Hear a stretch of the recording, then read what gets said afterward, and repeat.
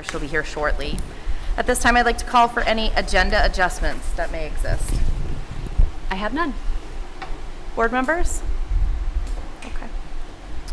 And then we can move on to correspondence, resignations, and nominations. You have some. I have some. Okay, I'd like to start with nominating Megan Finley for the position of Technology Integration Specialist for the 2022-2023 school year at Hollis Primary School. And she comes to us with a bachelor's in communications from the University of Maryland and a master's in education technology and instructional design from Arizona State. The recommendation is to place her on the scale of master's step 3 for a salary of $54,379. I'm terribly sorry, but I can't hear most of what you're saying. You said 54,000. $54,379. And that was a master's step 1? Master's step 3. 3, thank you. I heard the 3 right. That was good. Okay. So I'd like to move to accept the administration's nomination of Megan Finley as the technology integration specialist at Hollis Primary School at a master's step 3, a salary of $54,379. Second. Any discussion? Seeing none, we can move on to your next piece. And I'm going to hand the reins over to Amy Kellner. Okay. All in favor? Oh yeah, the vote part. Okay. This is why you're in charge. No, please. And I have another one. So we are recommending Philippa Gray for the position of case manager 2022-2023 school year at Hollis Upper Elementary. She comes to us with a bachelor's in history from California State University and a master's in special education from California State University. We are recommending to place her master's plus 15 credits, step 16, for a salary of $80,201. I'd like to move to accept the superintendent's nomination. I'm not sure if it should say superintendent or administration, but I'll just go with that. Of Philippa Gray, did I say it right? Is that Yes. G-R-A-Y or E-Y for? AY. A-Y, thank you. Case manager at Hughes. Master's plus 15, step 16, is that correct? Yes. For $80,201? Yes. Thank you. Second. Any discussion? Okay, seeing none, all in favor? And that's all I have. Okay. Next on the agenda is the approval of minutes.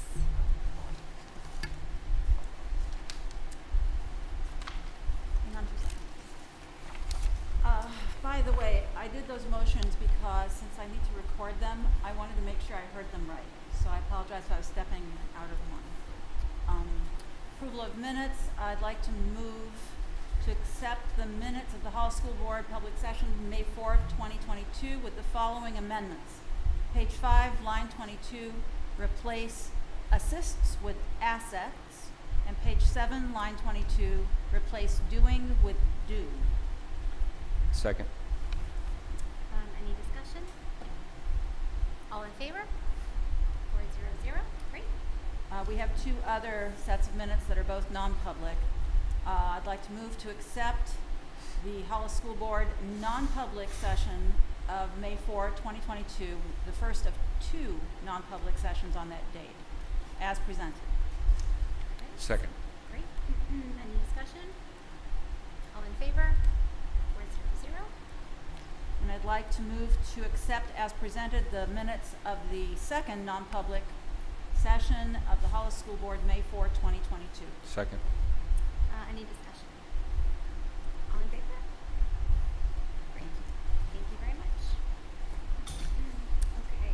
The next item on our agenda is public input, which I am not seeing any at this time. However, we are ahead of schedule, so with the board's permission, if public arrives later and would like to input, we will take that under advisement. Could we state that we intend to allow public input at the listed time on the agenda? Sure. Yes. Okay. The next item is our public hearing. So we cannot begin our public hearing until the posted time. On the agenda, it says 6:40. I'm not sure what time it was advertised as Okay. such, so I can look that up. But why don't we begin with our Principals reports, just keep moving along? Yeah. Okay, perfect, thank you. Quick note, it says in our notes, do you know that it was advertised for 6 p.m.? Yeah, sounds good, thank you.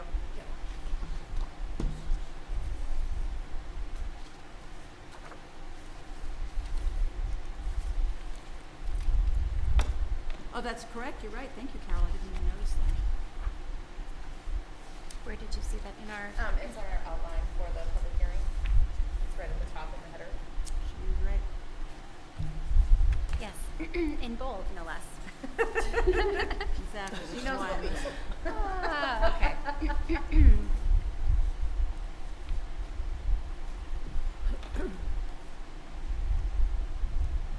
What would be the appropriate move to make? No, I think we're okay, right? Is it 6 o'clock on the posting? Yes. Okay. So we're okay to move ahead with the public hearing? Yes. Okay. But is the outline the document that goes public, or is our agenda? Our agenda. So the agenda is really what is publicized and announced, even though our outline may say 6 o'clock start. But the public legal posting says 6 p.m. Oh, it does? Yes. The legal posting, legal that's posting, what I which is was the newspaper. trying to Right, and the figure website. out. Okay. Yep. Yes. But we're yes. okay because it's posted for earlier, so if we have a delayed start, that's perfectly legal, correct? Yeah, yeah. Yep. Okay. Dotting those i's. Are we able to have continue the discussion on the agenda? Or do we need to wait until the public hearing is complete? Well, I, Just to cover it, just to make sure to get us in 6:40 time to cover. that, what do you think? Do you have a preference? There's no preference. Legally, we're fine to move forward with the public hearing, but Okay. if you'd like to make sure that everyone has the time, potentially someone who's going to come at 6:25 to provide public input, and we haven't hit that time, so if we want to go with the principal's report, we can always go back. So do the principal's report now, then do public input at 6:25, and then jump right to the Public public hearing. hearing after that? Yeah. Is everybody That makes amenable sense. to that? Yep. I think so. Okay, perfect. We will proceed with the principal's reports. It's going to be a meeting. Yeah.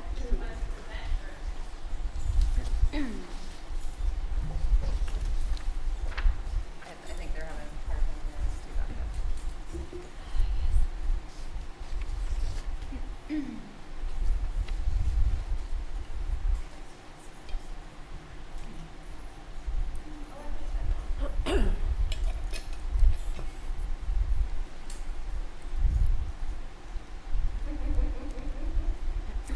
It's warming up. I see it coming up. there. There it Not is. just me. Oh my God. Thank you, Val. So welcome. It's nice to see you all again at the end of the year. We can't believe it's June already, but Mrs. Fowler and I are here to do a little Hollis School District year in review. We had a lot of wonderful things happen this year, and we want to make sure that we are able to highlight and share some wonderful things that have happened and sort of give you some insight as to what's ahead. First of all, we wanted to start with our Summer Learning Academy. So this year, we are keeping the Summer Learning Academy virtual. So this is for students who are identified as having a little gap. So they are in our RTI program, and they get a little support throughout the year. We use an entire group of educators to decide who is invited. It's a select group of kids who we feel need a little boost before the start of the year. So this is going to be for students who are entering, which is new this year. So we're very excited about kindergarten students who are registering. So through our screenings, we'll identify some students who we feel like need a little boost, and it'll happen the 3 weeks right before school starts. It'll be virtual, so it'll be accessible wherever anybody is. We had a lot of success last year with it being virtual, more kids attending and being able to attend from wherever they are.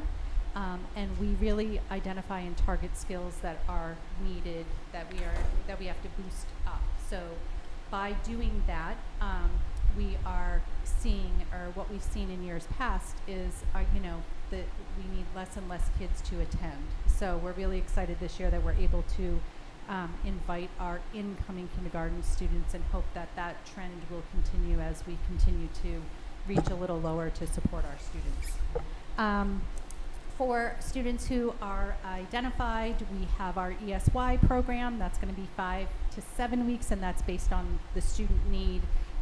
That happens with our preschool students all the way through 6th grade here in the Hollis School District. This year, we have to be housed at the middle school again due to, as you know, the construction projects that will be happening in Hollis. So we're used to sort of getting everything over there, so I'm sure the middle school has always been welcoming, so we'll be just fine over there. Just to add a little bit to the construction, I know we've talked about this through budget season and everything, but there's a lot going on in the Hollis School District. For our school, down at the primary school, we have some flooring that's being done. We have interior doors that are being changed out for safety. We have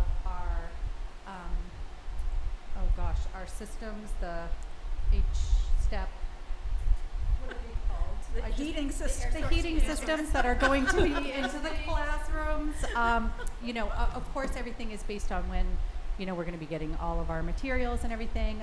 We also have an egress that's going to be put in through one of our preschool rooms into our learning commons. It's another safety recommendation that we've had. So we have 2 egresses in the classroom, and we're also looking for bollards out front, the front of the building for some added safety measures. So there's a long list of things that are going on. We've already started a meeting and working out when vendors are going to be coming in, and everything's sort of in the process already. So we're just waiting to sort of see when everything's going to take place and happen. And literally as soon as everybody's out the door, everybody else comes in to get everything ready for the next year.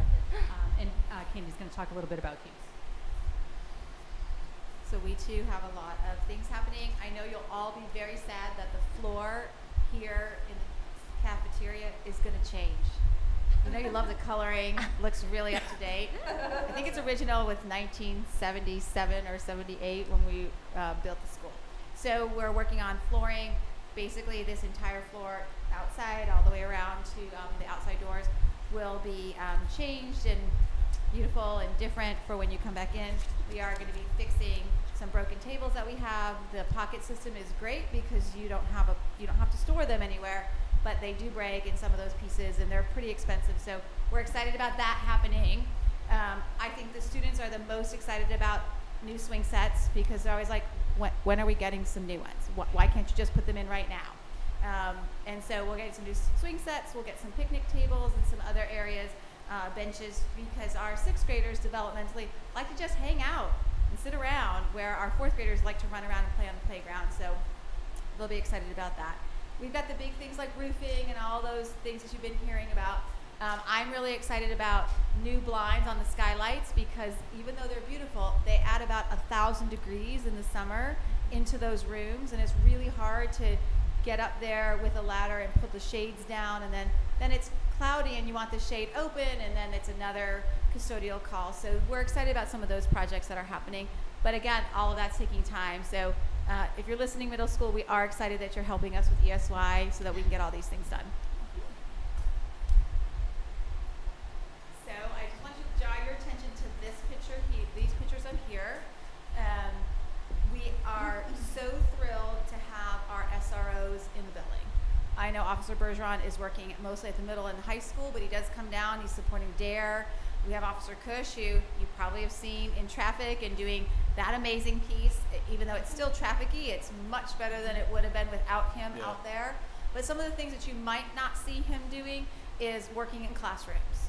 So he goes into every classroom every month on a theme. So sometimes, like just recently, it was bike safety.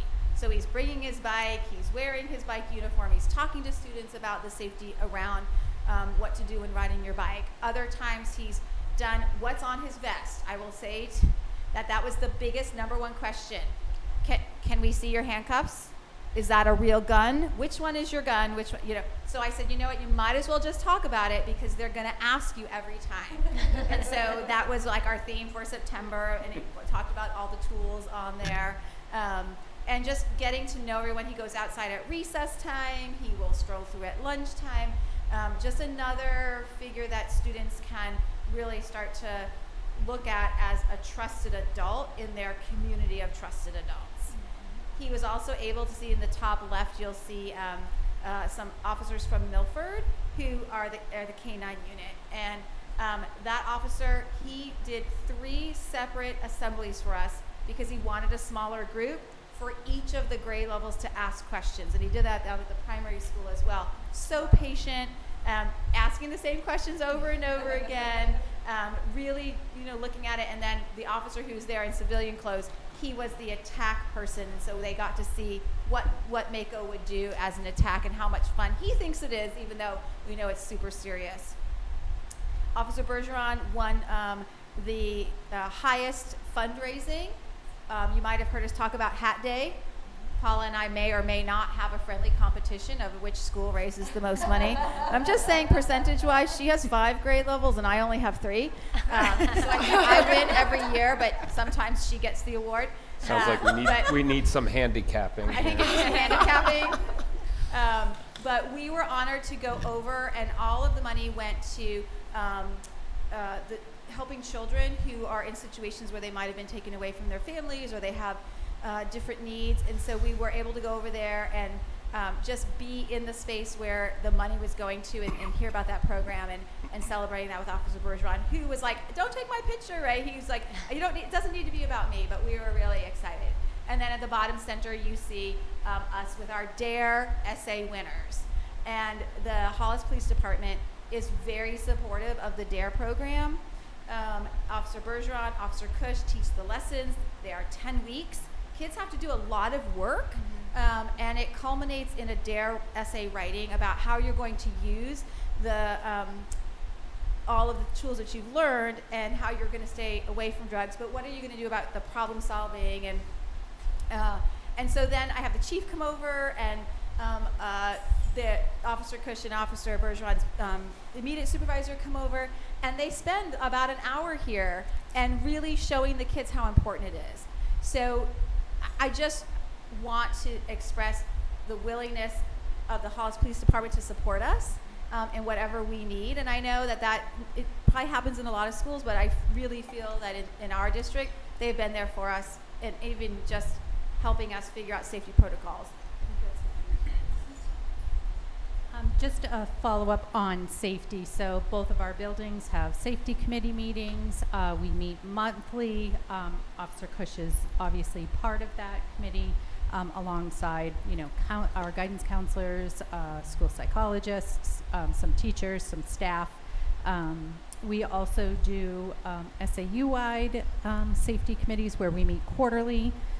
This year we all ran different scenarios where we were given a scenario that happened to our school, and we had to work with our safety committee alongside Hollis Police and the fire department to make sure that we had covered everything, and then we brought that back to the table for everybody to hear, and we sort of brainstorm things maybe we might have missed and whatnot.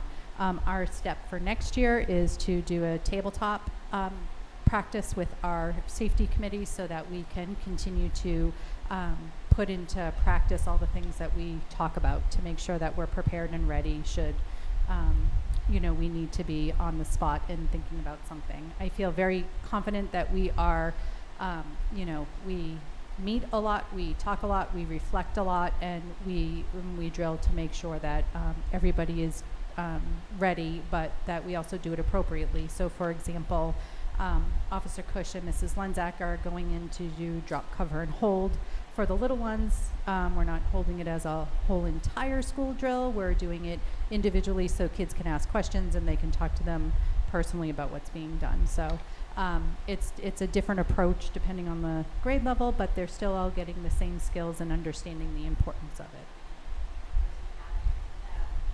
So at the upper, the age appropriateness is, they're all over the place. Some are like, okay, they don't really know what it's for, and others are like absolutely watching the news and understanding. So we do a lot of conversations about what would we use this for? Why do we need to, get off campus? And why would we have to have maybe a secure campus? And we've talked about, because a skunk got in the building, or somebody bad's trying to get in the building. So there's all those different levels that we're doing. But kids here are starting to think of different ways to keep ourselves safe. Like at one point we had a little symbol for a lockdown, and it was on the outside of the door, and the kids were like, Mrs. Fowler, if you just move that to the inside of the door, then when we close the door, no one would know we were there, right? So just kind of thinking about that and using that for them to even feel safe in their buildings, and explaining why you can't hold the door open for people you don't know, even though that's a polite thing that we teach them in other places. It's not what we're doing here. So just kind of being cognizant of all those age appropriateness of things. And then Paula and I will both tell you that there are times that we aren't planning this scenario problem solving. Like, I have to step out sometimes to say, I'm not going to be here every time there's a bad thing that happens in the school. What are you going to do? How are you empowered to take those next steps? Where we're always thinking about shielding ourselves, getting distance from the incident so that we can buy time for police to come help us. And I was really proud of our safety committees, because I did step out of one scenario and say, it says here the principal cannot be contacted. She's out of the building. So what are you going to do? I sat in the conversations, but I didn't add to the conversations because they needed to be able to think through that process. And that is what we're finding over time when we work with Homeland Security that is going to save our schools, right? When people can think about the situation, have already thought through it, and know that they are empowered to make decisions. So that is really a lot of the work that we've been doing over the last several years, not just this year, but it's coming to fruition because people will now say to me, I can do this, this, and this. I know how to put the school in a lockdown. Even if it's not a real lockdown, it can be counted as a drill, but I can keep everyone safe. Those are important steps for us to keep everyone safe here.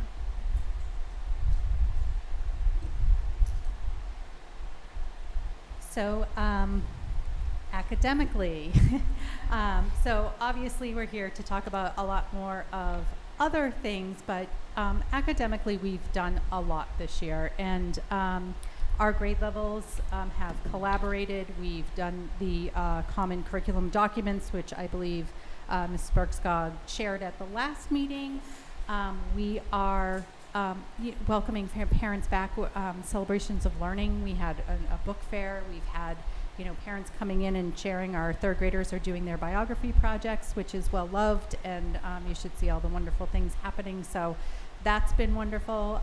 We've had Hughes joining our little kindergartners, doing some book buddy reading, and the kindergartners are, I'm so nervous to meet my book buddy, I'm so nervous. And then when they leave, they're like, I'm so sad they're leaving. So yeah, it's just, it's been great. We've had STEM week, math week, Read Across America.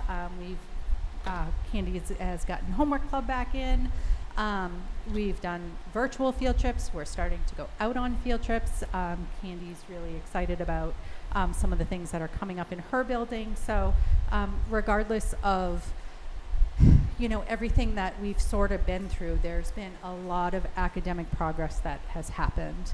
And with that being said, I will go to the next slide. Candy will show a little. So we just had our first live band concert last night. In case you missed it, the fourth graders who have never played together before were amazing, and it was great to have everyone back in the building and being together. If you want to come to another concert next week, next Tuesday is 5th and 6th grade, so pretty soon they'll be at that middle school playing that amazing jazz band. Paula is right. We have done a lot this year academically. I don't feel like there's learning loss. I feel that kids are taking it from where they are and moving forward up that academic mountain to the point. The point is graduation, right? When we get to graduation in 12th grade, we're this part of the mountain for them on their journey. And we haven't seen kids like sliding back down. There's a few little blips sometimes, but the trajectory has been forward. And you can see from this slide, so this is reading low risk by percentage. So AIMSweb reports their data in who are the students who are low risk for achieving grade level standards. So we have 90 to almost 100% of our students who are at low risk, which means they are on grade level. They are doing great compared on this national measure. So this is national percentages, compared to national data. You can see mathematics, we're almost at 100% in almost every grade level, low risk. So this means that we have many, many, many. So if you read it in 5th grade, it's like 98, wait, I actually have the data here. Hold on, I don't have to say as if. In fifth grade, 99% of our 5th graders are at grade level standards or above for mathematics. I mean, that's powerful, really powerful. And it's not just compared to New Hampshire school, this is a national measure. And we are super proud of how hard they're working. And we've been working and doing our state testing. You might have heard a little bit about New Hampshire SAS testing. We are finished up. I think you're finished too, right, Paula? You're finished. I just got confirmation that our last students finished. Reports will be going out. We're doing really well on New Hampshire SAS data. We have preliminary data, but it's not official. I think Gina will be sharing official data in the months to come. But with that testing, we do have some opt-outs. And opt-outs, if you have a certain threshold, count against you. So what the data that you see maybe online is going to be different than what is actually happening, because those zeros, when you divide by a zero, that has a big impact. So I wanted to share this data that we have that's already finished and culminated so you can see and feel confident in what the teachers are doing and helping our children achieve. It's really sticking, and that's exciting. Mrs. Fowler, can you tell us kind of how many opt-outs each school sees? Is it plentiful, or is it just a handful? It's a handful. Okay. It changes by buildings in our district. And it changes, so at the beginning of testing, I'll have like 2 or 3, and then parents will say, my child doesn't want to do it, and they'll just fill out the opt-out form, which we have to provide, but then it counts against us. So that's a little frustrating, because the kids can do it. I can see that they can do it, but sometimes they just don't want to, or parents are thinking, I don't want to hear my child, I don't want to go and do that. Even though if I had a chance to talk to them, I think that they would like to see that data for their children. And it's a push and pull between what the state requires and what the federal government requires. But what I love is what I see in action, which is not what you all have a chance to see every day. So I see what they're doing. I look at the beautiful essays that they're writing. I can have passionate conversations with kids about 2 sides of a topic, right? And that doesn't always come out in just giving you a percentage of what's happening. So Thanks for that. Mm-hmm. All right, so we're going to talk about the PTA. Thank you everyone who's out there listening, who are members of the PTA.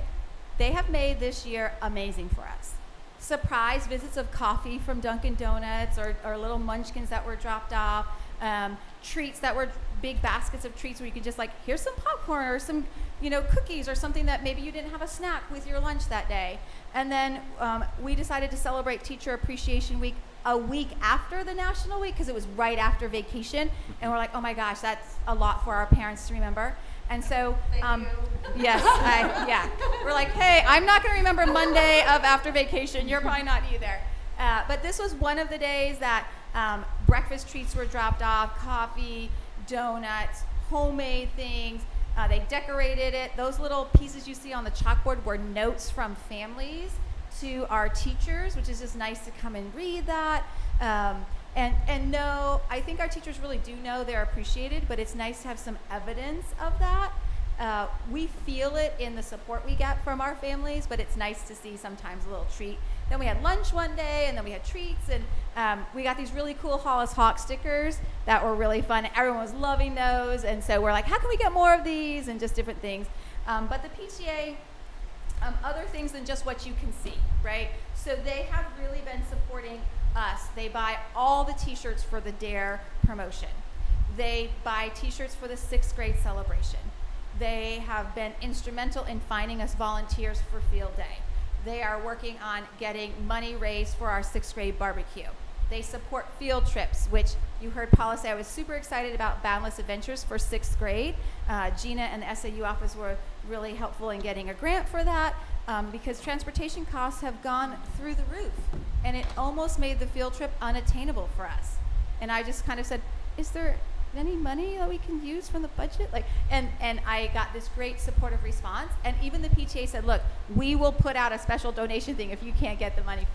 So it's just really nice to know that when you need help, you can get the support of a lot of people. And then money is great, but having volunteers who want to come in and help and give us that manpower makes it all work. So we are looking forward to more people in the building. We have a lot of volunteers who signed up for field day. We know that parents' situations have changed. Some people are working more or not, but we're going to find opportunities to keep bringing our families back because that's what makes our school strong. When our students understand academics, but also the social emotional piece and looking at how you can have fun and learn in different ways is really what the PTA is focused on helping us do.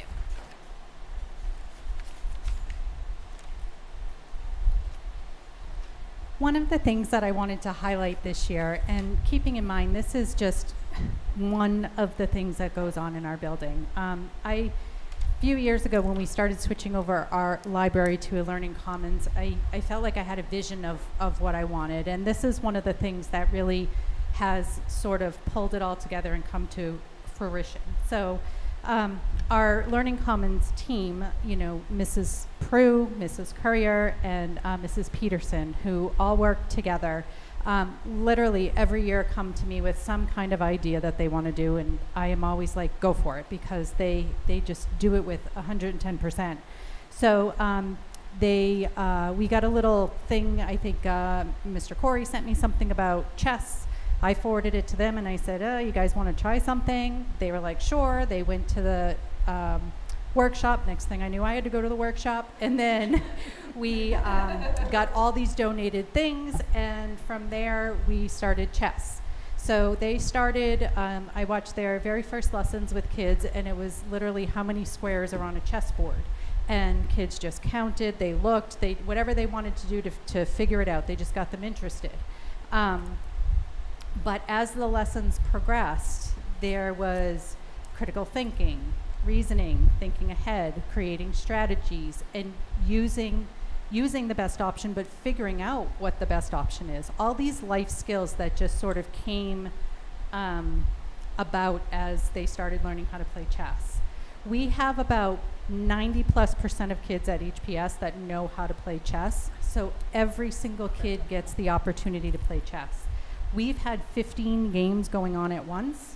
We have had siblings asked to play siblings, so they're playing at other times throughout the day. We have kindergartners.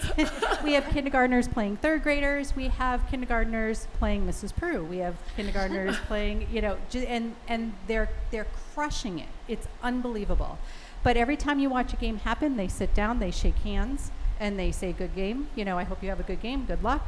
And at the end, they say, good game, hope we can have a match again. So there's so many skills that go along with it that are just beyond playing chess. Also, the unexpected things, I always talk about these unexpected, wonderful things that happen when you start doing something that, when the teachers are playing students, they're making a connection. They're chatting with the kids. They're getting to know them better. They're just connecting in a way that's outside of the regular classroom, right?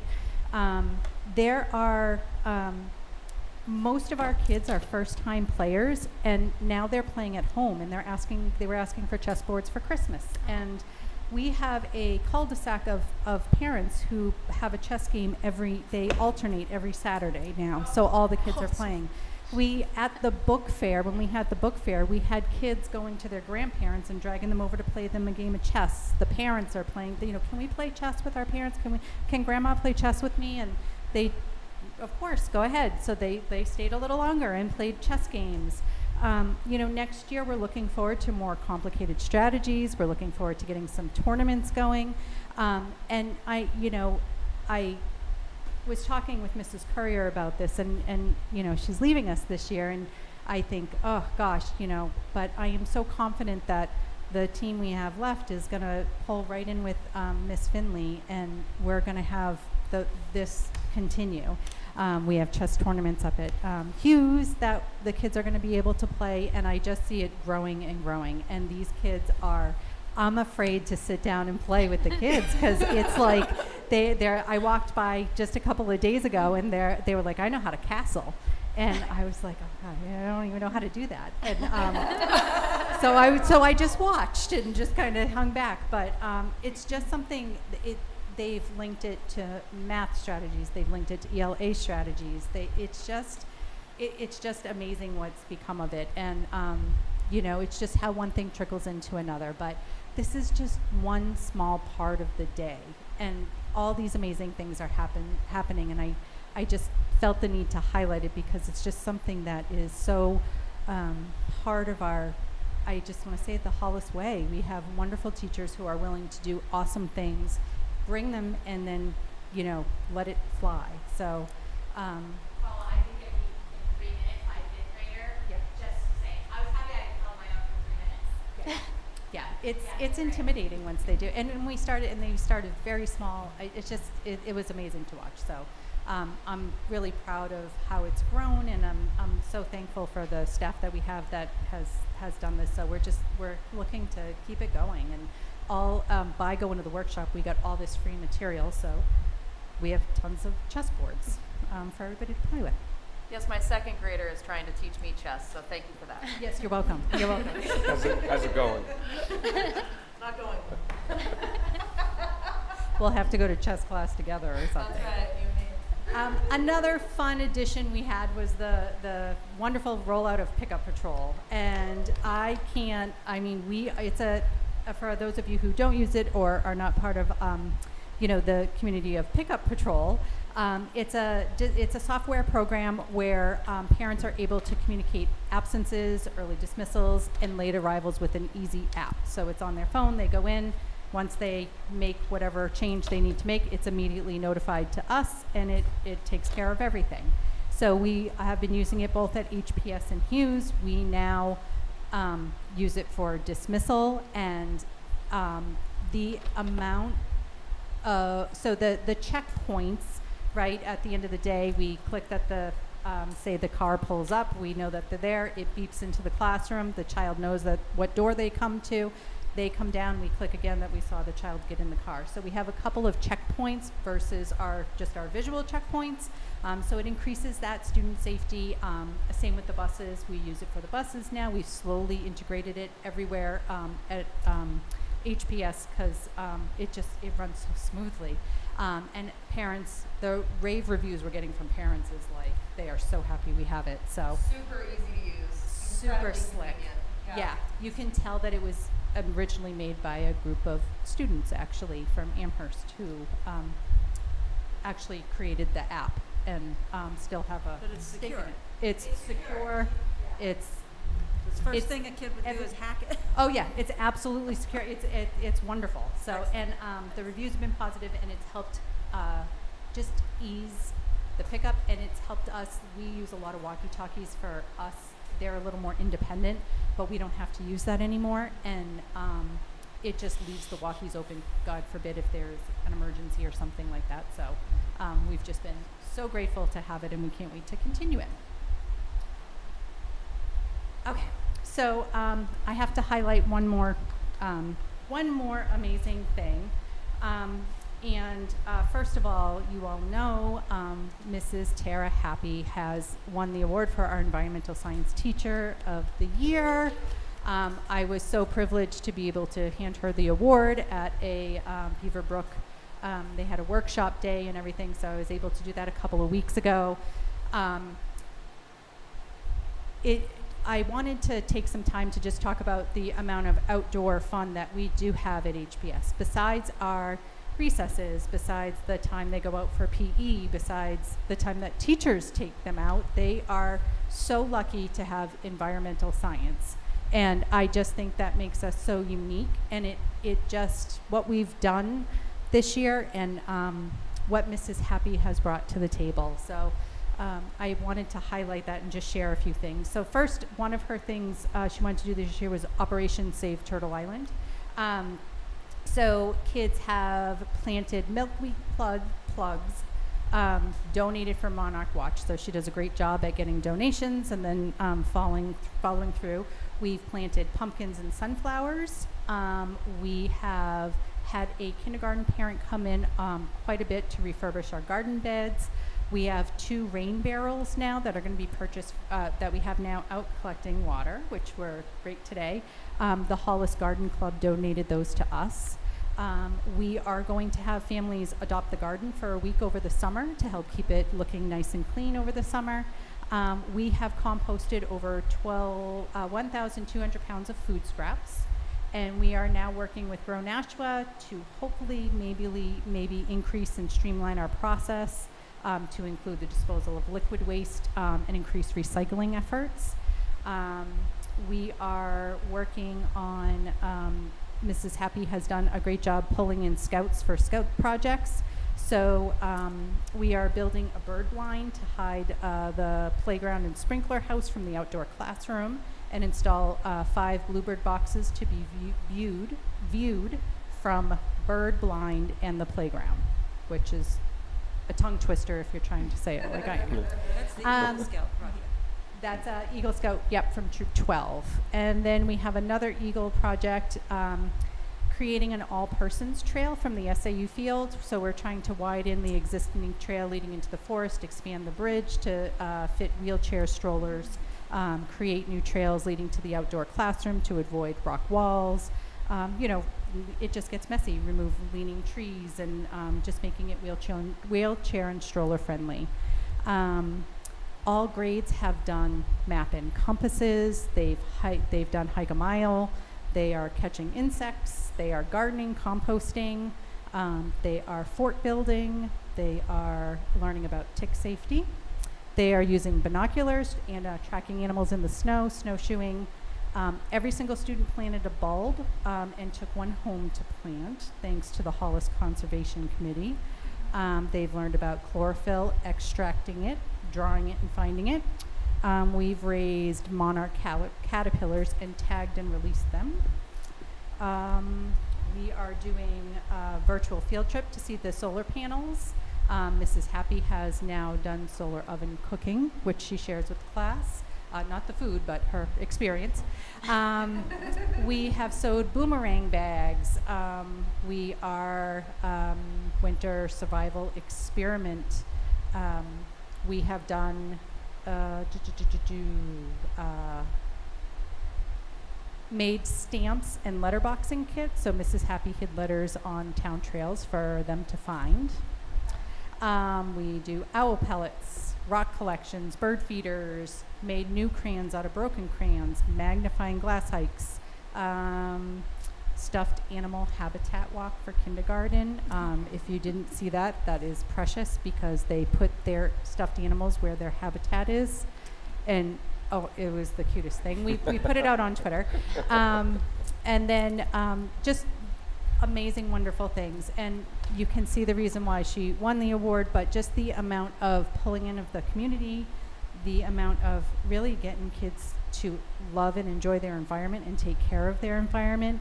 Kids are literally knocking down my door to say, we are wasting this. How are you going to fix it? I'm like, okay, I think, give me your ideas. Go talk with Mrs. Happy. But they are, they're passionate about it. And it's just these skills that, from one 45-minute lesson a week. And I just want to say again, it's one 45-minute lesson a week and one class with Mrs. Happy, but I feel like we're lucky enough in Hollis that every 45 minutes with every teacher is, as passionate as she is about environmental science. So, yeah, I wanted to share all of that wonderful news and things that have happened this year. So they've learned quite a lot, not even just the academics. Parks.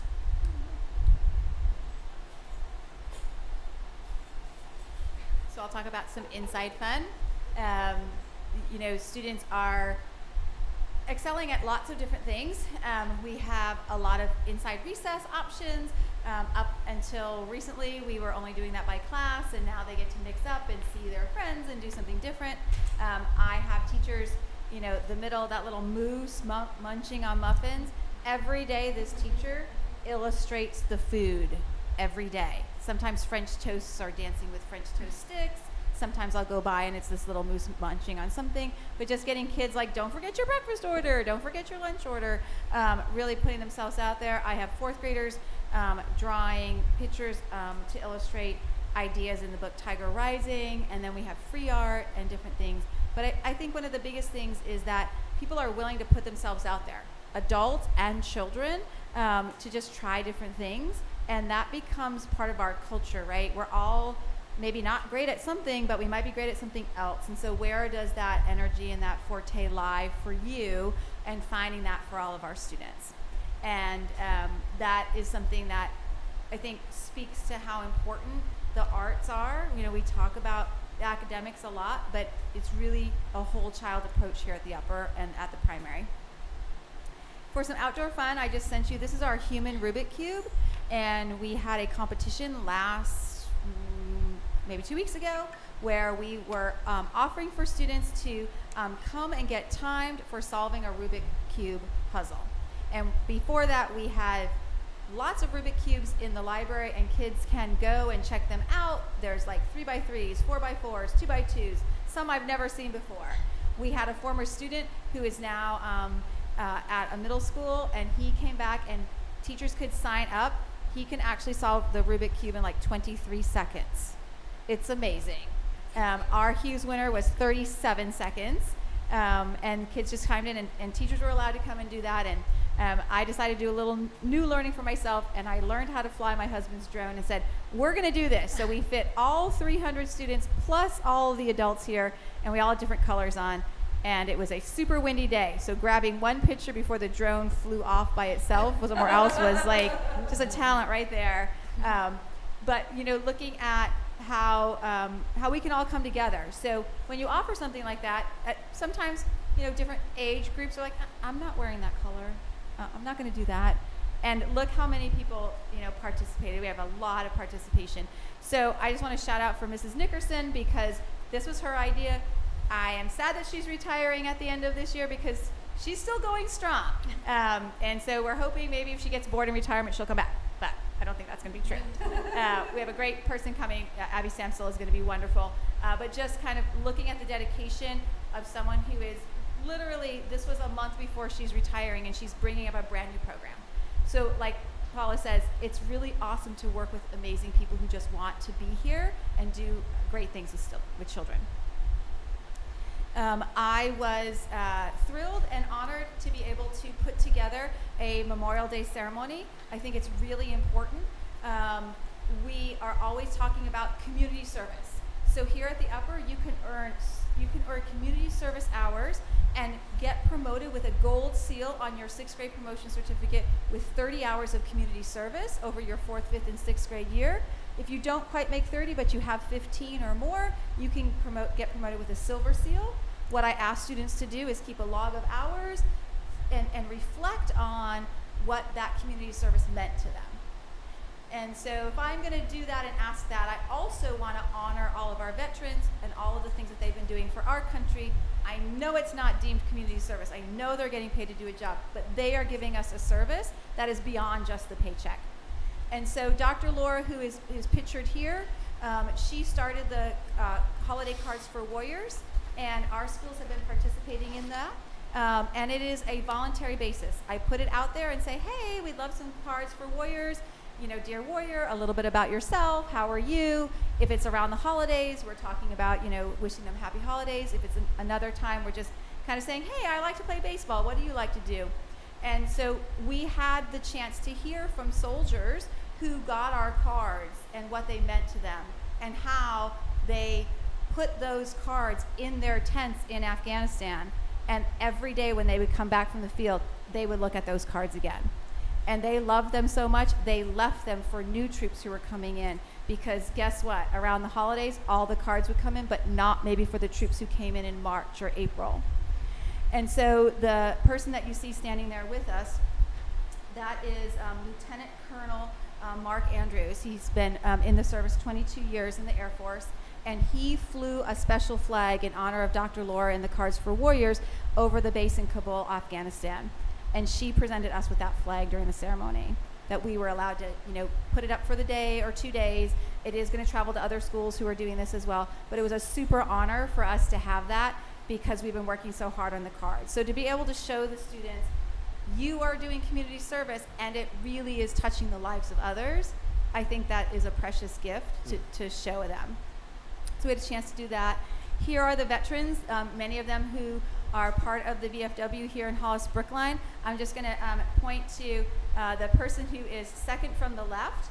He is a World War II veteran. He is one of 2 that are here in Hollis, and I had a chance to sit with him and we were talking. He actually left school at 16. His father wouldn't let him go into the Army until he was 17, and then he was over in Japan. So I was like, wow, and we were just talking about that, and it was great. So pictured here we have Mark Navin, Robert Smith, Tim Penasack, Mark Andrews, Paul Balmer, Jim Belanger, Bruce Moran, Andy Saramith, Chris Lucier, Adam Kusmarek, Greg Devon, Michael Curran, for a total years of service, 107 between all of those people there. So really quite an honor to be in the room with them.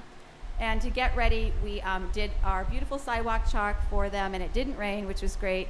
And the kids wanted, me to make sure I showed them that we had soldiers, that we were proud to be Americans, we were proud of their service. So that was a really great thing that they spent extra time going outside to do that for them.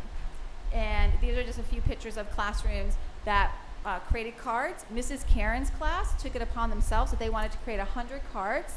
There are only 20 kids in that classroom, and they beat their goal. They did like 110 or 20 cards for the soldiers. So it was great. And then moving forward, just thinking about how do you continue to help the community. So you see kids planting bulbs. Thank you, the Hollis Conservation Commission. We didn't let anyone take them home. We planted like 500 bulbs here. And last year they donated like 200. And I said, that wasn't enough because I had so many volunteers. Like we got to plant like half a bulb. They're like, all right, we'll get you 800. So I think we planted like 800 bulbs around. Not all of them made it, but a lot of them did. And if you had a chance to see it in the spring, it was beautiful. And then we did our Go Sneakers fundraiser, where 6th graders typically, the 6th grade team wants to help the 6th grade students put together something, and they have a community service. So this year they raised $198 for N68, but the cool thing is they kept 264 pairs of shoes from landfills, which saved 7,920 pounds of carbon dioxide and over 595,000 gallons of water that were saved in those efforts.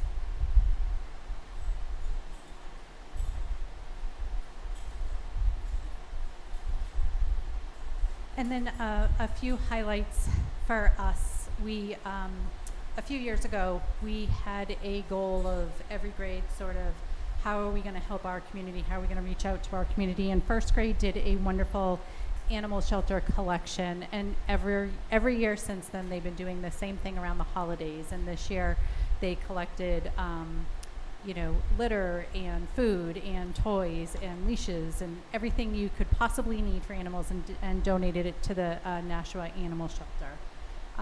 We have our students who are, as you can see, taking care of our own community, again through environmental science and other avenues.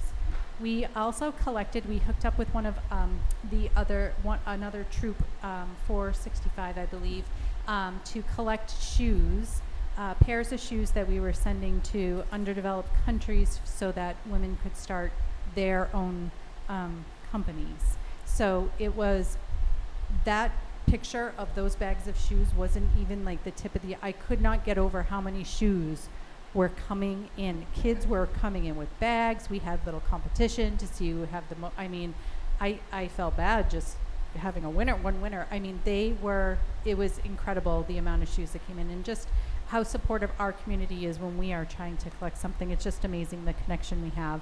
And last up there, we had a little traffic poster contest. We did a little something new this year in April, and just a little traffic safety.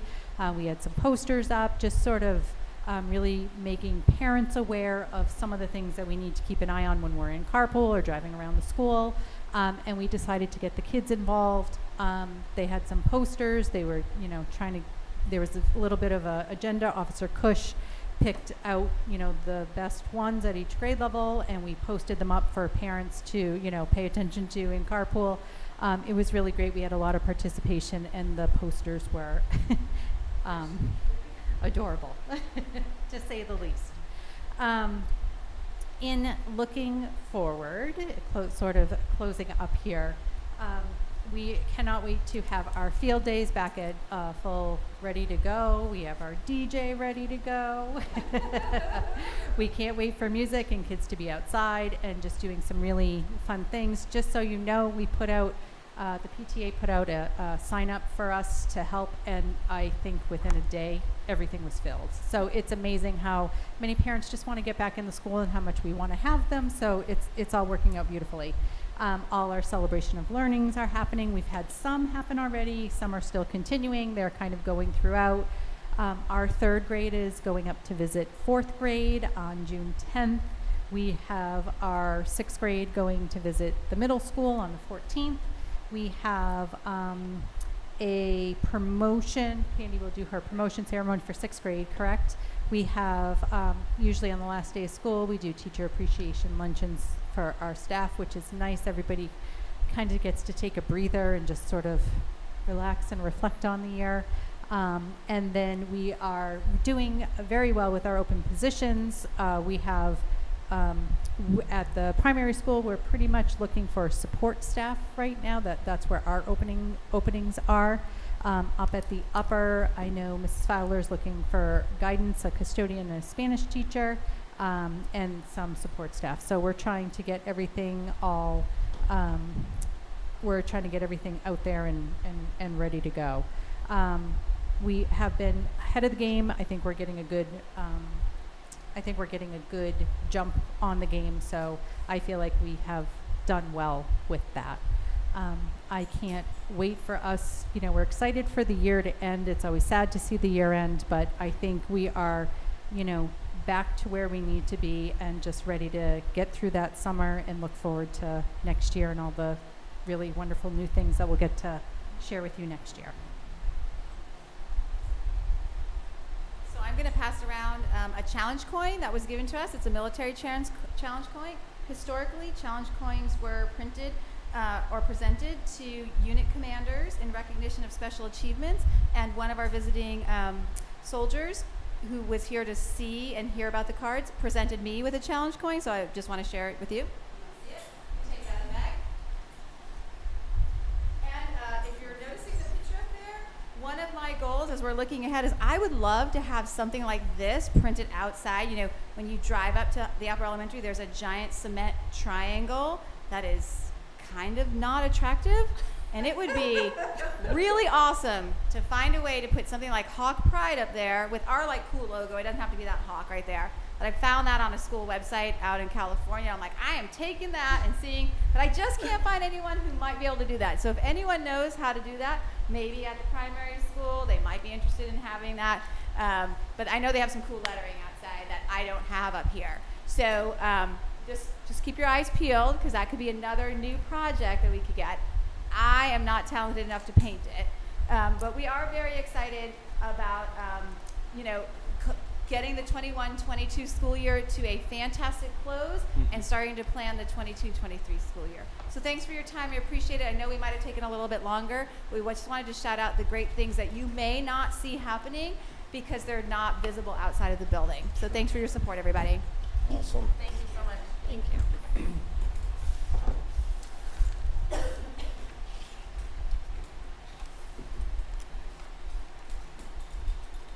Okay. Where are we? Wow. That was amazing, and it's so nice to hear all those details from you guys and just to really hear you summarize the year and all the great things that have happened, both academically and otherwise, and it was really a pleasure. So thank you so much for sharing all of that with us. Are we moving on to the public hearing at this point? Well, it looks like we have no public for public input. That's correct. That's why I was going to move right along to the We're public safe hearing. So there. I think we can make a motion to recess. Okay, may I have a motion to recess, until the conclusion of the public hearing? So moved. Second. Okay, and all in favor? Okay, 4-0. So we are recessing at 7:04 p.m. Okay.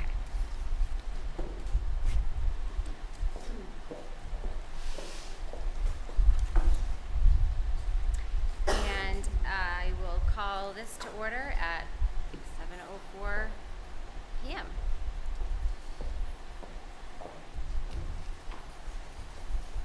Okay, so the items that I'm going to talk about should not be surprises as they've been presented along the budgeting process throughout the year, but this is the formal time where we've noticed a public hearing and now we're officially requesting to utilize funds. So Principals Paula Isbicki and Candy Fowler identified several needed repairs and improvements for the respective buildings during the budget process, which started last July.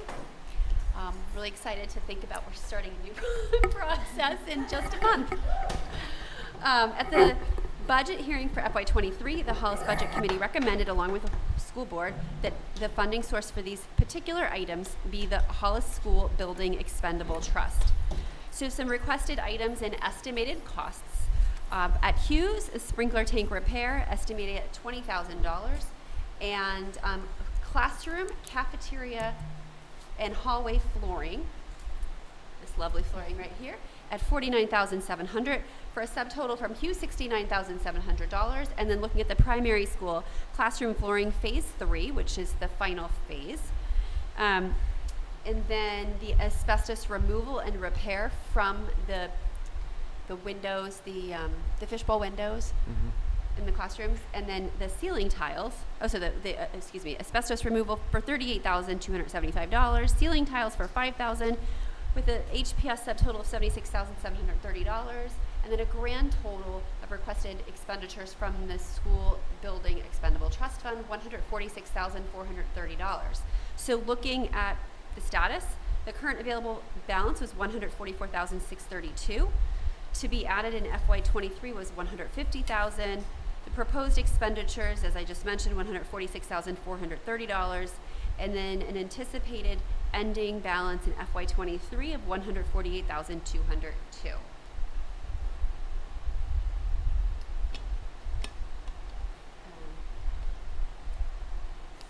So,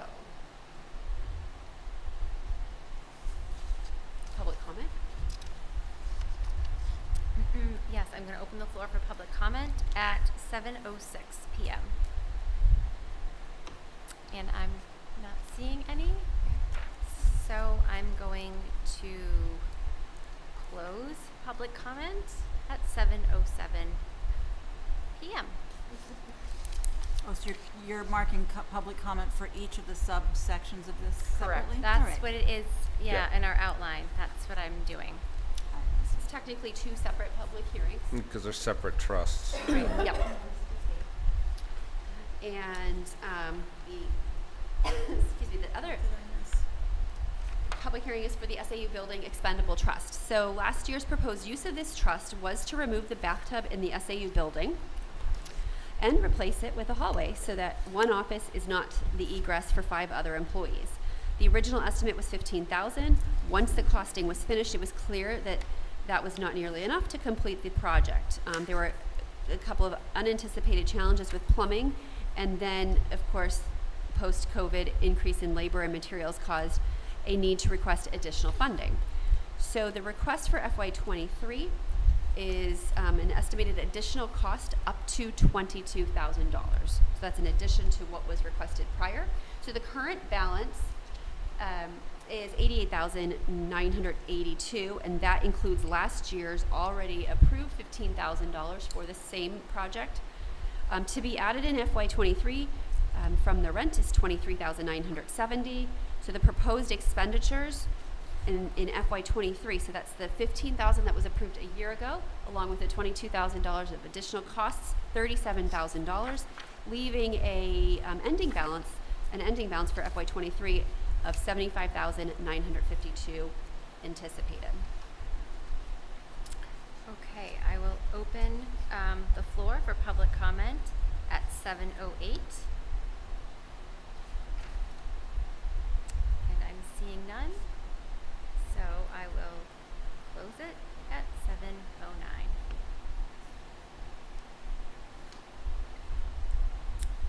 Okay, on to the next one. So there will be no deliberative item on the Hollis School District Water System Expendable Trust at this time, but we can discuss it.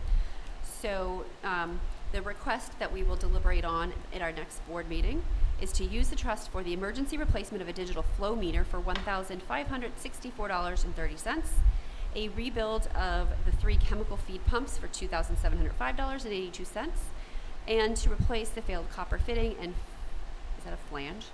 Leading to flow meter $805.45 for a total cost of $5,076. No plans to use any of these funds for FY23, so the current balance of $35,990, nothing to be added in FY23. Proposed expenditures from FY22, $5,076, plus the expenditures from FY20 of $4,148. There was a public hearing already in FY21, but that would leave us for an FY23 ending balance of $26,766. As I said, we'll deliberate on this in our next meeting, August. So because it's not formally noticed, we don't have to take the vast amounts of public comment that we see. And then just to also bring up the Hollis School District Special Ed Expendable Trust, there are no plans to use any of these funds for FY23, so the current balance is $75,073. $25,000 will be added for FY23, leaving us with the FY ending balance of $100,073.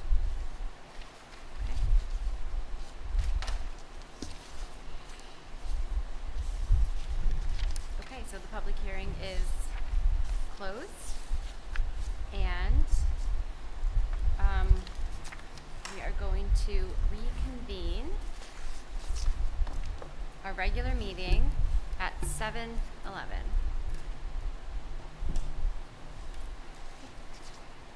And we've already done our principals report, so the next item on our agenda is the suicide prevention and response plan.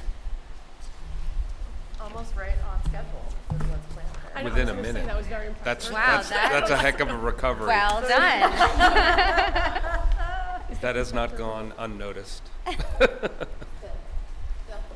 projector remote. Okay. Sorry, Oh, that's okay. That's fine. it might just take a minute to warm up. That's fine.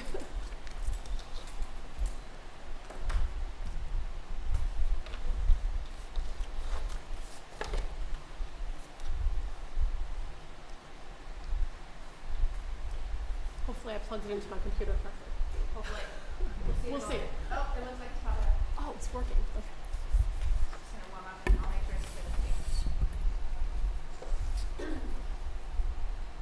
It's good. Perfect. Thank you. It'll get darker.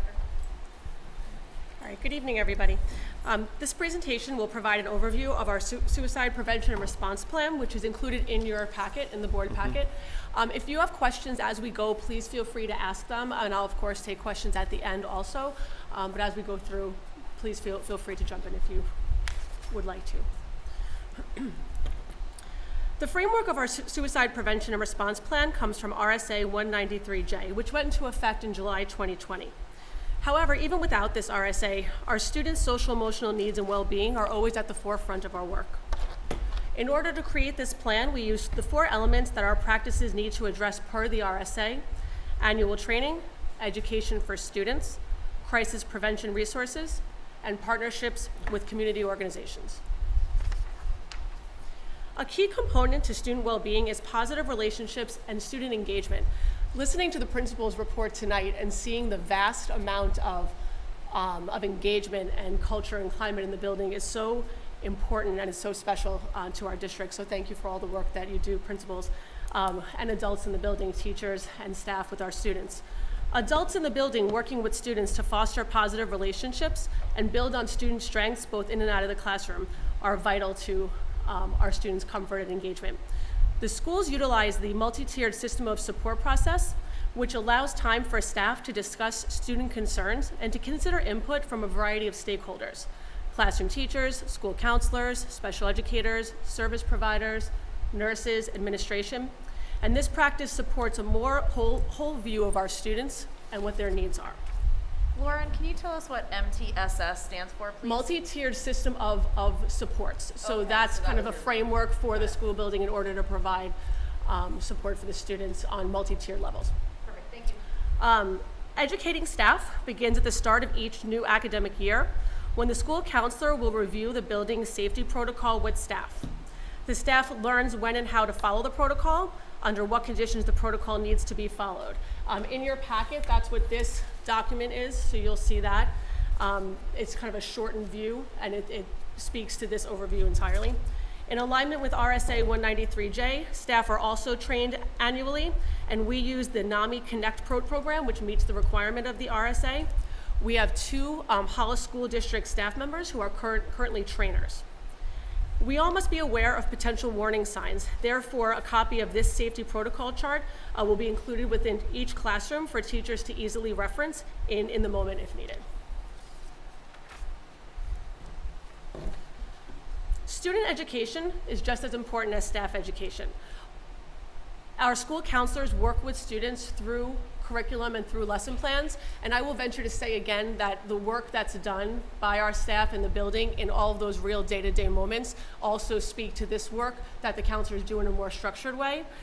Many of their lesson plans, these are just a few topics that occur in the lesson plans. We have friendship, mindfulness, anger management, problem solving, challenging negative thoughts, and really, again, and what we're seeing through the buildings is these lessons in action, you know, as they are practicing these skills and practicing these lessons from our school counselors.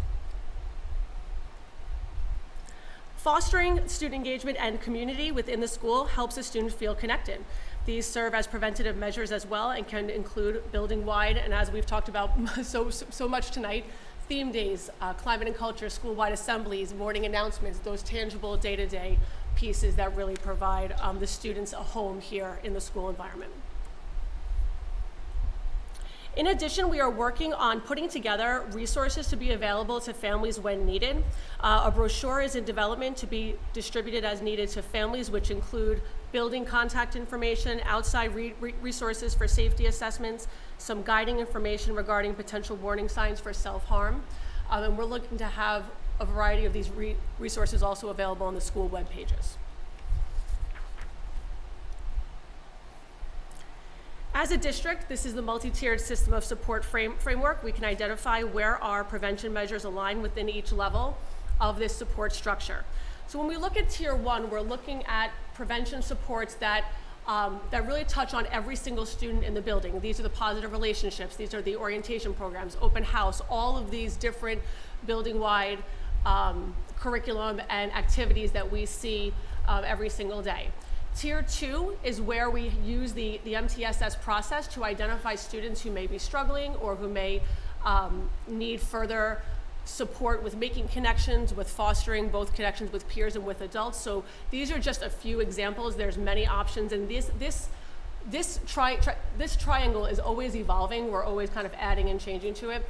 But typical Tier 2 prevention strategies would be school counseling check-ins, or really check-ins with any adult that is connected to a child. It does not have to be a school counselor. We have students who are connected to many different adults in the building. It could be the school nurse, it can be different teachers, it can be, you know, and we can provide those check-ins for students. Having quiet lunch options, having ways to connect with different peers. Those would fall in that Tier 2 prevention level. Tier 3 would be an increased level of support, whether we begin to involve the school psychologist, the Section 504 process, or the special education process for programming for students.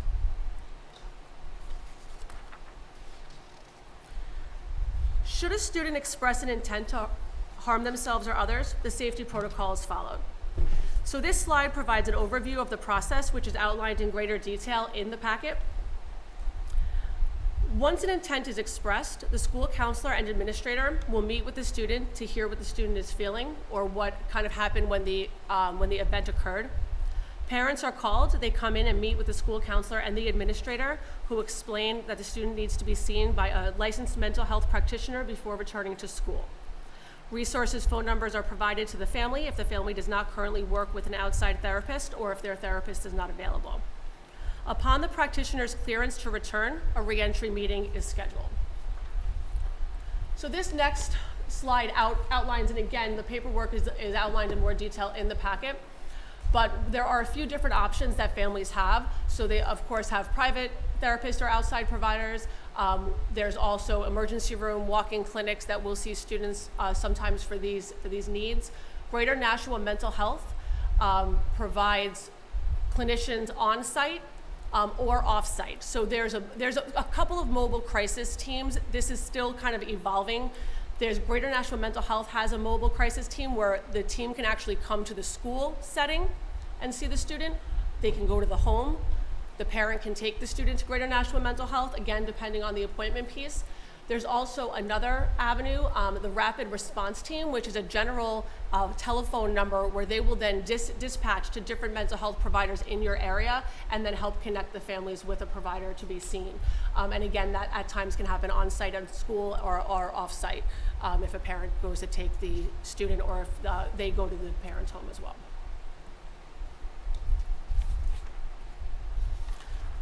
The re-entry meeting begins the postvention process. The school counselor, administrator, parent, and student meet to discuss the practitioner's recommendations and any needs the student may have to return back to school. If possible and if appropriate, a school counselor may ask for a parent to sign a consent for release so they can speak with any outside therapists or providers in order to bridge that support from the home to the school setting. Regular check-ins with the school counselor are often part of the re-entry plan. Depending on the severity of need, a referral may be made to the Section 504 or special education process, or if a student already has a plan in place, that team may meet to discuss any potential or necessary changes to their plan. This process overall is an important one to support our students and families. As we move forward, we continue to evolve and strengthen our prevention opportunities for our students and their families, and really focus on that Tier 1 and Tier 2 supports to catch and to help students as they need it through the course of their day. So this was, like I said, an overview. There's more detail in the packet. I'm happy to take any questions that you may have.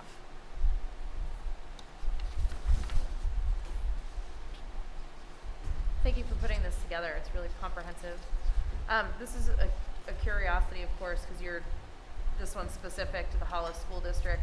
Is this a similar plan that then follows throughout the SAU? Yes. Okay. Yes.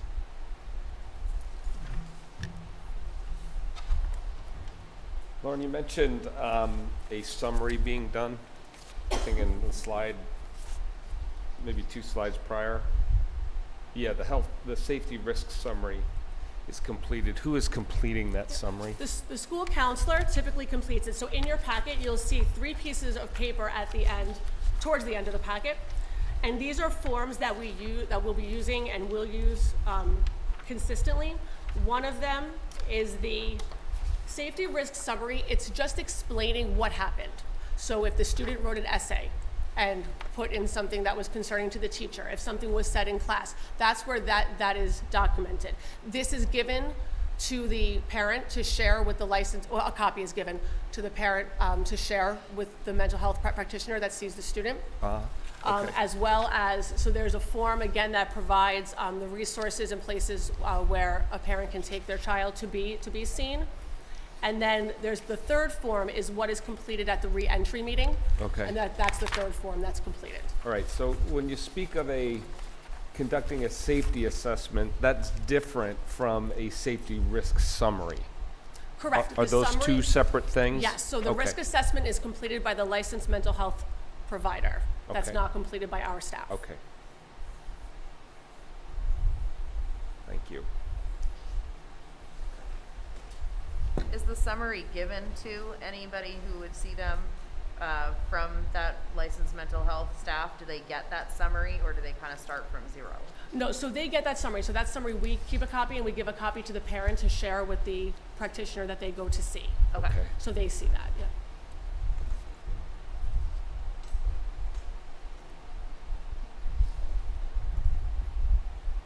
Is this presentation and all of these details and the policy that we're going to visit later concerning all of this, the forms, the formats, the planning, is all of this shared with Hollis Police? Is it all shared with? With Hollis Police Department? I have not shared it with Hollis Police. Because I think an important component, maybe not so much for Hollis elementary school level, although probably in the upper grades it's possible, but also for the older kids in the district. Sometimes we've seen in the news, in other places, thank goodness, crises being responded to by officers out of necessity. And I know that the Hollis Police has commented publicly on their efforts to train on the NAMI programs for crisis response, et cetera. We've seen also often, unfortunately, in tragedies in the news, disconnects between districts and families, disconnects between districts and law enforcement, et cetera. And very often what's being perpetrated is by someone who can't think rationally and requires a great many different resources to secure their safety and those around them. And unfortunately, sometimes that also requires, law enforcement resources. And I've been massively impressed by our Hollis Police Department in these last few years. Massively impressed. And can't say enough about myself as just a layperson and what I see spoken of by the police chief and our school resource officers, et cetera. But I think this stuff is critically important to share. Not just with our school resource officers, obviously, they're on site and bear some of this responsibility in the event of a dynamic crisis that requires more than merely parent and staff response. But also I think it's critical that our police department is included in the expectations, the policies, the processes, et cetera, because one or all of you has mentioned the term culture and climate, and no amount of legislation or planning replaces everybody being on the same page to do the right thing for a kid in crisis. And I think that the Hollis Police, in its current iteration especially, would be very receptive to learning from, participating in, developing their own programs that correlate to this, and possibly then helping students who might end up in the wrong place who could be saved instead. Absolutely, and so I will say that the SRO and the police department are aware of the process. They don't necessarily have the forms, but they know the process and they know the work that we've done. Having that span down to the elementary level, I think, is a good conversation. And for also, us I to don't mean consider. just Hollis Police. I also mean the EMTs also, because sometimes there's a medical component as well. And I feel like the more integrated horizontal we are across town on this stuff, as well as the critical vertical through the upper grades, et cetera, the less likely anyone is going to be to feel like no one sees them, to act on dark thoughts, and to have a bad outcome in the event of a dynamic situation. We want to dot every I and cross every T. Absolutely. Thank you, absolutely. We've talked so much over the past several years is about how difficult COVID has been, and I'm just wondering, have we seen an increase in this type of, expression of self-harm at the elementary age level in the past couple of years? Yeah, go ahead, you can, yes. I have not seen an increase. There are incidents, a few every year. What I have seen is more maybe negative self-talk where kids don't mean that and doing that safety piece over, just kind of blurting out whatever they want because they were used to doing that and they weren't around a lot of other students and parents might have been helping them, and now they come to school and something gets frustrating and that's so, I can't stand this, I just want to go kill myself, or I'm just, I'm so bad at this, and then kind of teaching them, okay, what do you really mean when you're frustrated? How do you, but I don't see more incidents of us putting that protocol into place, but there are a few every year. Mm-hmm. Thank you.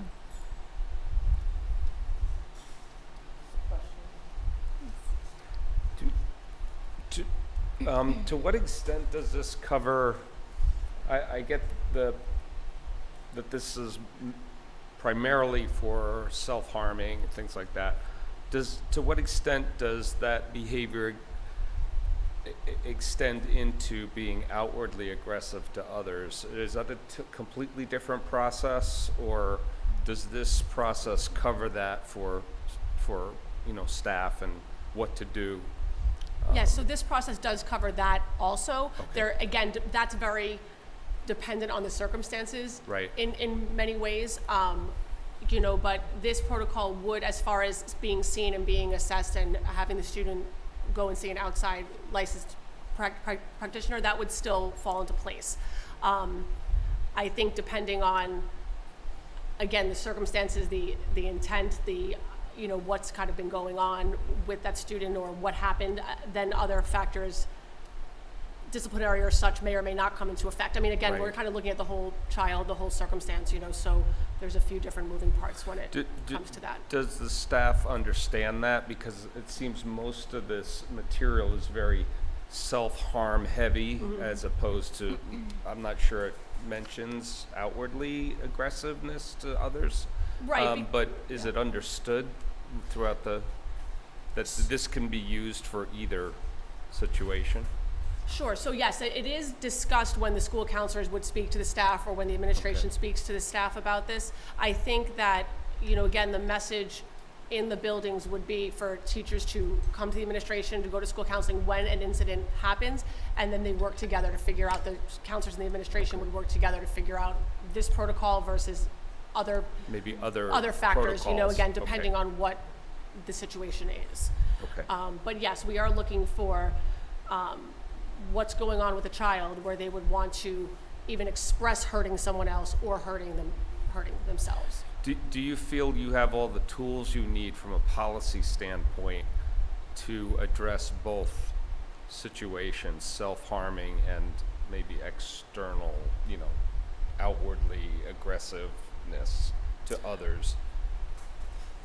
I'm going to say yes for now, and I'll jump in with the policy piece as well. But again, when you look at aggression, you can look at a student having a fist fight in the hallway, right? Versus this kind of like, I want to hurt somebody. Versus, it's kind of a different piece. So I think there's many layers to what that looks like and what that is. Level, it's a different level of, and again, it all kind of goes back to the student's kind of mental place, their mental health. And so, I do think we have enough support policy-wise to make those decisions as far as bringing in outside providers, looping in with the parents, and making those decisions on that situational basis. Where we really, because we're really, the students' well-being, all students' well-beings are at the forefront of our minds. So we really look at the big picture of what's happening, and then how do we navigate that to support all the students involved. I would just argue that the passage of the law requires that we specifically identify a plan for suicide prevention and have a policy. We didn't need the law to have this in place. Right, sure. This is what we are. We have always cared about the whole child from whatever it is, whether they're coming to us as a struggling reader, or they're coming to us with behaviors that might be atypical for them at a particular time. We want to understand the root cause of whatever it is that we're observing, whether it's a learning issue, a behavioral issue, a questionable mental health issue, and we want to provide the services. I think if you think back years and years ago, there's a fight in the hall, suspend the kids, that'll Right. fix them. It's not going to fix That's them. not right. Right. That's not the path anymore. That's like when we were going to school. And a lot of times, more Wait time till your out father of gets school only makes it worse. Correct. Yeah. So what No. intervention, what strategies can we put in place to support all the students in a way that makes them grow and develop, to be positive, contributing members of society, Sure. whatever their case may be. So this is very much focused on suicide prevention, but to Lauren's point, it's a framework for how we take a look at something that's concerning that's brought forward, and then how do we sort of wrap around and look from all angles, get different viewpoints, and really figure out how to find success. And sometimes with a behavioral issue, the magic is more time with, let's say we were talking about environmental science, with the environmental science teacher, because that's where that kid finds success and becomes passionate about learning, and then can now be in a place to behave more appropriately in the less preferred activity. I mean, there's just so many creative ways that we support kids, and it's only because we have a staff that truly cares about being Sure. here every day and supporting the students. Well, certainly, I mean, I ask because this body is a policy body. So, and we do money and contracts. That's about all we do, the three things. That's about it. And we cheerlead. But certainly, as you go through this journey, and this is terrific work, but as you go through this journey, if you do discover, hey, if we had a policy on that, that would bolster what we're trying to do here or whatever, this is what we do. So please don't hesitate to bring any kind of policy concerns or enhancements or gaps, policy gaps. I mean, that's what we're here for. So. No, absolutely. I appreciate that. I'd like to build on what Rob is saying. We've had increasingly detailed policies on how staff from our classrooms, custodians, et cetera, up through building administration, up through the SAU. There's a whole very highly detailed protocol. It's in the policies, it's in our student manuals, et cetera, for exactly, first reporters and, what is the term for when you observe something like mandatory reporters, all of those, thank you, Candy. And the documents and the documentation and who the chain of command is, et cetera. It's very high time that the question of self-harm, which can express itself in expressing desire to harm others, of course, is addressed in that same mental health, first aid, scaffolded manner that this is suggesting. I like so much. I have questions about the policy we'll deal with later, but it's great to see the topic out in public, openly discussed, articulated as a health matter that we all have a role in addressing and responding to, and hopefully preventing even the blooming of the ideas that can drive a person to have some of these thoughts and take any of these actions. I have lots of introverts in my house, and I grew up with lots of introverts, and we can discuss this maybe under the policy section, but somehow introverts have to be seen, because when one of the main symptoms of a mental health shift is withdrawal, and you've already got a student who tends to be withdrawn, I'm here to tell you that that's invisible, and it can result in an invisible spiral. And I don't know how education professionals can articulate a way to address that. But the quiet kids, there's that old saying, no blood, no tears, no problem. And I have kids in my house who suffered from that little adage horrifically for many, many years, through no fault really of anyone, and yet the opportunities to help them were missed because no blood, no tears, no problem. And I think that's a horizon that all of us have to think more about.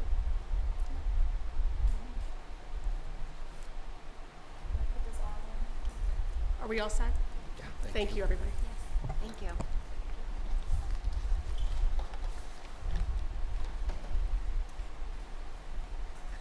Okay, is it okay if I look? Yes, of course. Yes. Thank you. Thank you so Thanks very Thank much. you. Thank you, principals. Congratulations. Great year. It's always a great time of year to get this update, yeah.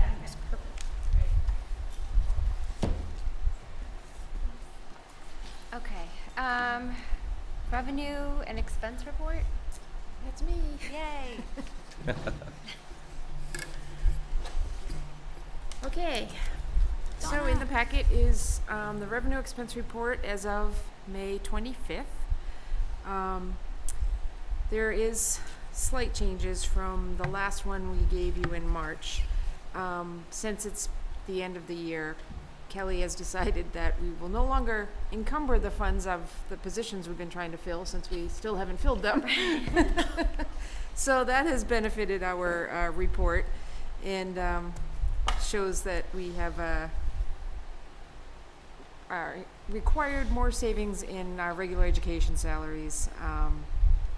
And the other significant change was that we had an unexpected grant which helped out our transportation expenses. So that has helped us to give us a projected fund balance as of May 25th of $201,640. So, I don't know if you guys have any questions? I'd just like to comment Sure. that when nobody's fault here, but when we save money on educators, somebody is filling that gap at their own time expense. And I want to go on the public record here in the minutes that all that money saved means our staff has been working just that much harder to ensure that students get what they need without a gap. And we have to work even as hard as we humanly can to fill these positions for the coming school year, because we cannot burn out staff. It's already been so difficult these last 3 years. And I'm riled up about it because I'm mad at reality, not at anybody here. But we've simply cannot expect the SAU staff, the primary school staff, the upper elementary school staff to continue sort of being in two places at once, essentially, to ensure kids get what they need. We have got to hire people, and they've got to continue being the best people like we have now, really. I'm not interested in the savings so much as we need to spend this money on kids. I don't want to see budgets shrunk because you don't need this money. We do. Well, I can't say that we're not trying to hire. I know. We can't get the candidates. I'm just wound up. I'm sorry. Is that the driver for not encumbering the dollars for those Yes. positions? Yeah, at this So, point, we, because there's no active engagement right now with the thought of we're going to spend the money on these positions, so we're moving it into the next budget year? Right. Yep. Okay. Yep. And if we were interviewing and had candidates and were actively engaged, we probably would be thinking of encumbering dollars. Right. Okay. Just wanted to make sure for folks at home when we talk about this stuff. And when we don't encumber, that means it goes into the fund balance that goes back into the general fund that is used to offset taxes. Correct. Over, when everything's said and done. So we do not keep this money. No. It goes into the general fund to offset your taxes. So, anyway, moving on. Thank you. Anything else on the revenue and expense report? Okay. Comments, this is Oh, me. I wanted to point out, I asked Amy this earlier because she probably looks at this like Superman looks through walls, but under revenue, federal grants, there's some nice big fat dollars there, but those are COVID related, I think, right? We're not going to see big federal grants like that. So under revenue, in the box labeled revenue, one of the subsections is federal. We have grants, food Federal service, grants. and Medicaid. 190,000 year-to-date revenue, 148,000. I believe these are COVID-related funds, right? We're not going to be seeing massive annual grants from the feds in the future years. Is that IDEA? Well, That- food So food those are service. federal grants, so Those are- under, That's not Right, food service, but- though. so federal grants could be It could be IDA, but it could be. IDEA, it could be ESSER funds, it could be title funds, Right. Yeah, so we're there's- always in receipt of federal funds. I'm just not not a used to whole seeing lot, such big but- numbers except the last couple of years. So I assume it's larger because of ESSER and all that kind of thing. Because of, yeah, maybe, because of that. Could it be the ESSER funds that you think, Gina? I don't really Because think it's Medicaid's COVID. called I out, don't food think it's a service lot is of called COVID. out separately. Well, is the transportation grant that you mentioned included in that number? In the grants, Mm-hmm. yes, Yeah. the unexpected transportation one, but I really don't think there's a lot of COVID-related ones this year. We can seek clarification, but, I can find that out. I'm interested in that line. That's interesting.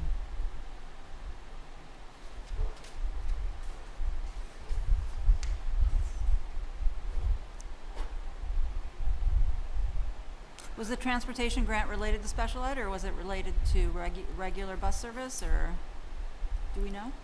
That one I'm not I'm not 100% sure. I'll have to look and see. And if this has been brought up in the past, I apologize for forgetting. No, that's okay. When we see these expense and revenue reports, Right. it doesn't look like the line item budgets that we look at. And I struggle to draw the link sometimes because of the numbers being pooled differently for this report than they are in the department level kind Right, of right. more detailed things. And then I'm curious what I'm remembering and what I'm forgetting, so. Could you maybe walk through some of the details around the food service sales line? Looks like we budgeted 186,000. Year to date, it looks like we spent That is 355. Because food was free this year. That's due to the free lunch, Uh, which happened last right. year and this year. Okay, So it's offset with the food service under the federal. I see. So it's kind of like netted out. Yeah. Yeah, I thought that was the case, but I thought maybe folks watching at home might be like, Would- what is right. that? How does Yep. that work? Okay. and I believe next year there won't be free lunch. I'm No. pretty sure Amy Cassidy said. Yeah.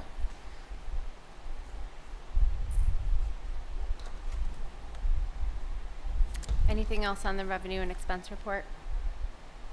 So I guess we have till June 30, between now and June 30, for that 201,640 to possibly change a little bit. But we are still in the freeze, so, I mean, it's really just the monthly expenses that are going through and any unexpected, repair or something that we need. Do you expect any large variation between now and No. and June 30? Nope. Okay. Well, unless this year is different, very often that last month, I think what Rob's pointing out is that sometimes that number goes up. Right.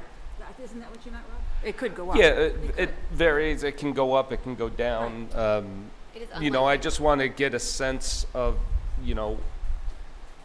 to what extent do we feel that there may be variation, or do we feel, some years we feel, no, everything's pretty much has been encumbered, we have no other things on the horizon here, that's the number. We think we're going to come in and land in June 30 with this number.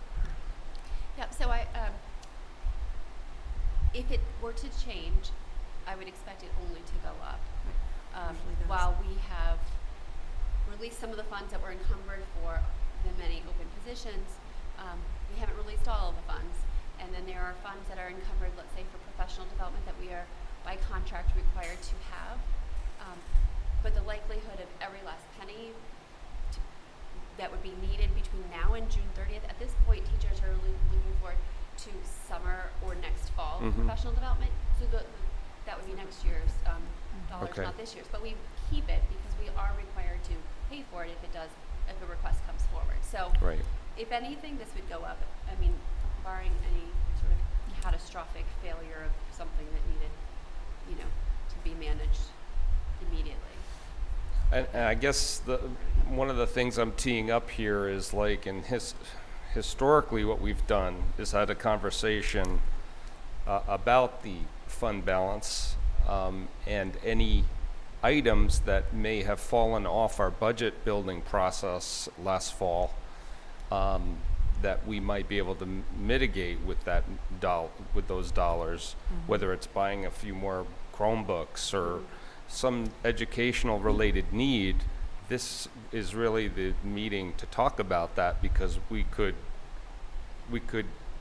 encumber those funds for specific things that maybe weren't addressed through our normal budget process. It seems to me that it's been pretty vetted very carefully. I mean, we just went through hearings for doing projects. We've gone through 4 rounds of budget building processes, but this is really the last opportunity that if there was something that you needed us to act on, this is the time to do it. And yeah, no, and I think last year at this time we looked at Air Handler 3. Yeah. That forever item that we talked about. But there's really, the budget process, although there were cuts, I mean, it was solid. Yeah. Both the budget committee, the board, and the community supported a very solid budget. So there's not much that we can say didn't make it, and we're looking.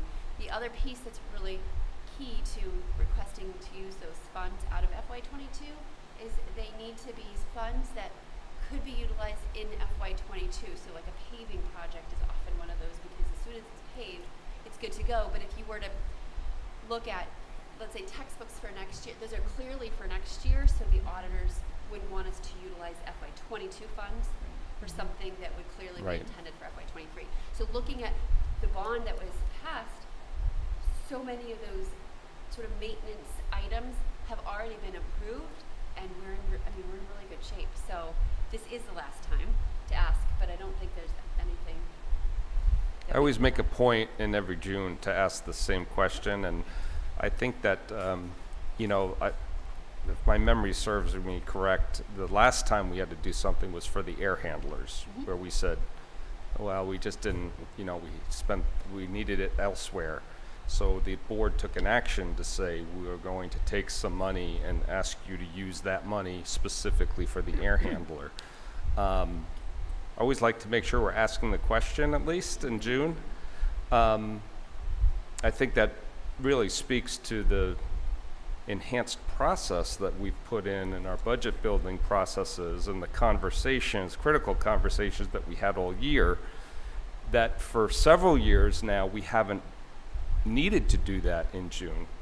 But there's always that opportunity, if that happens, that June is the last opportunity that, hey, we really could have used those 5 Chromebooks, but it dropped out of the budget.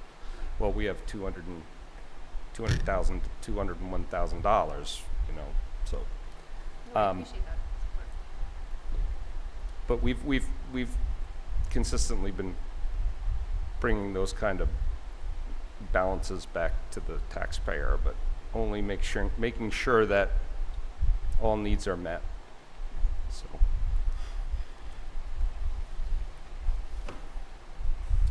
Anything else on the revenue and expense report? Okay.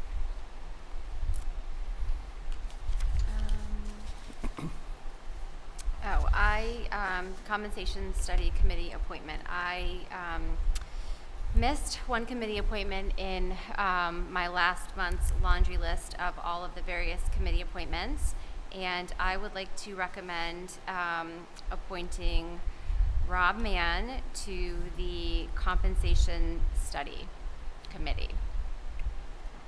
And we can discuss that now, or we can discuss that when we deliberate. Well, we take votes on deliberations, so. Okay.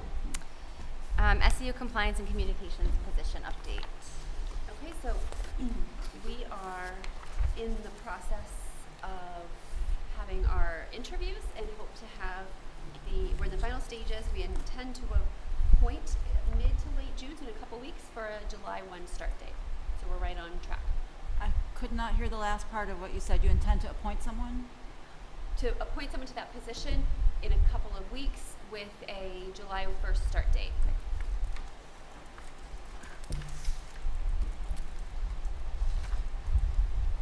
Okay, that brings us to the deliberation section of our agenda.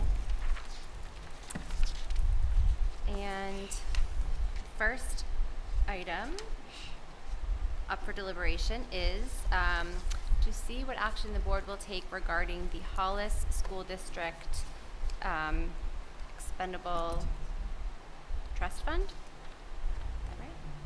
I move to authorize the expenditure of an amount not to exceed $146,430 from the Hollis School Buildings Expendable Trust Fund for the purchase of the maintenance items identified during the public hearing.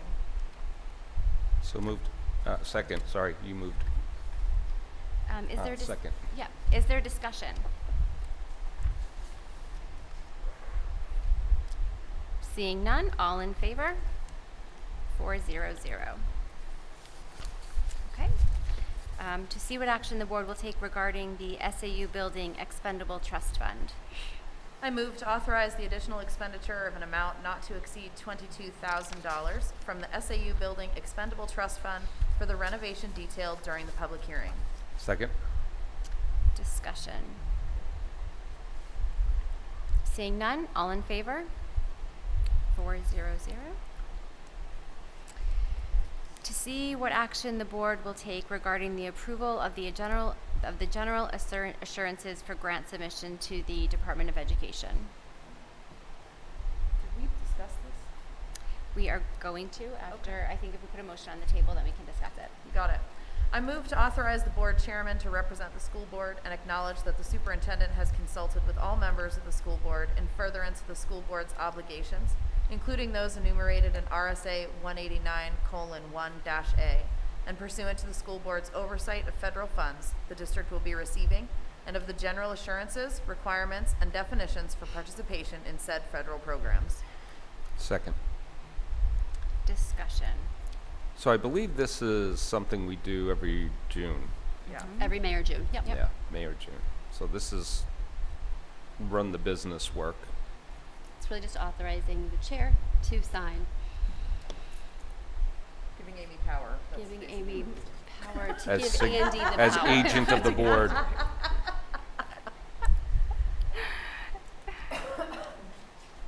All right, and it said in the letter that there were very minor differences in the document this year versus previous years. Correct. Okay.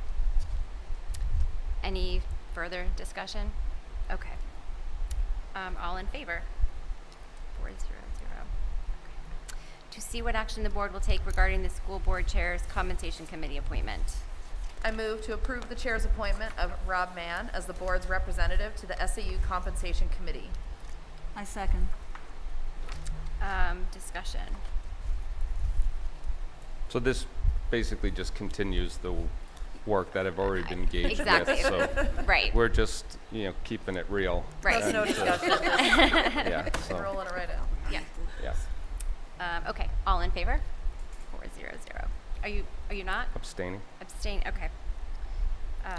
301. I voted confidence. To see what action the board will take regarding authorizing the superintendent to hire, accept resignations, or terminate staff during the summer months.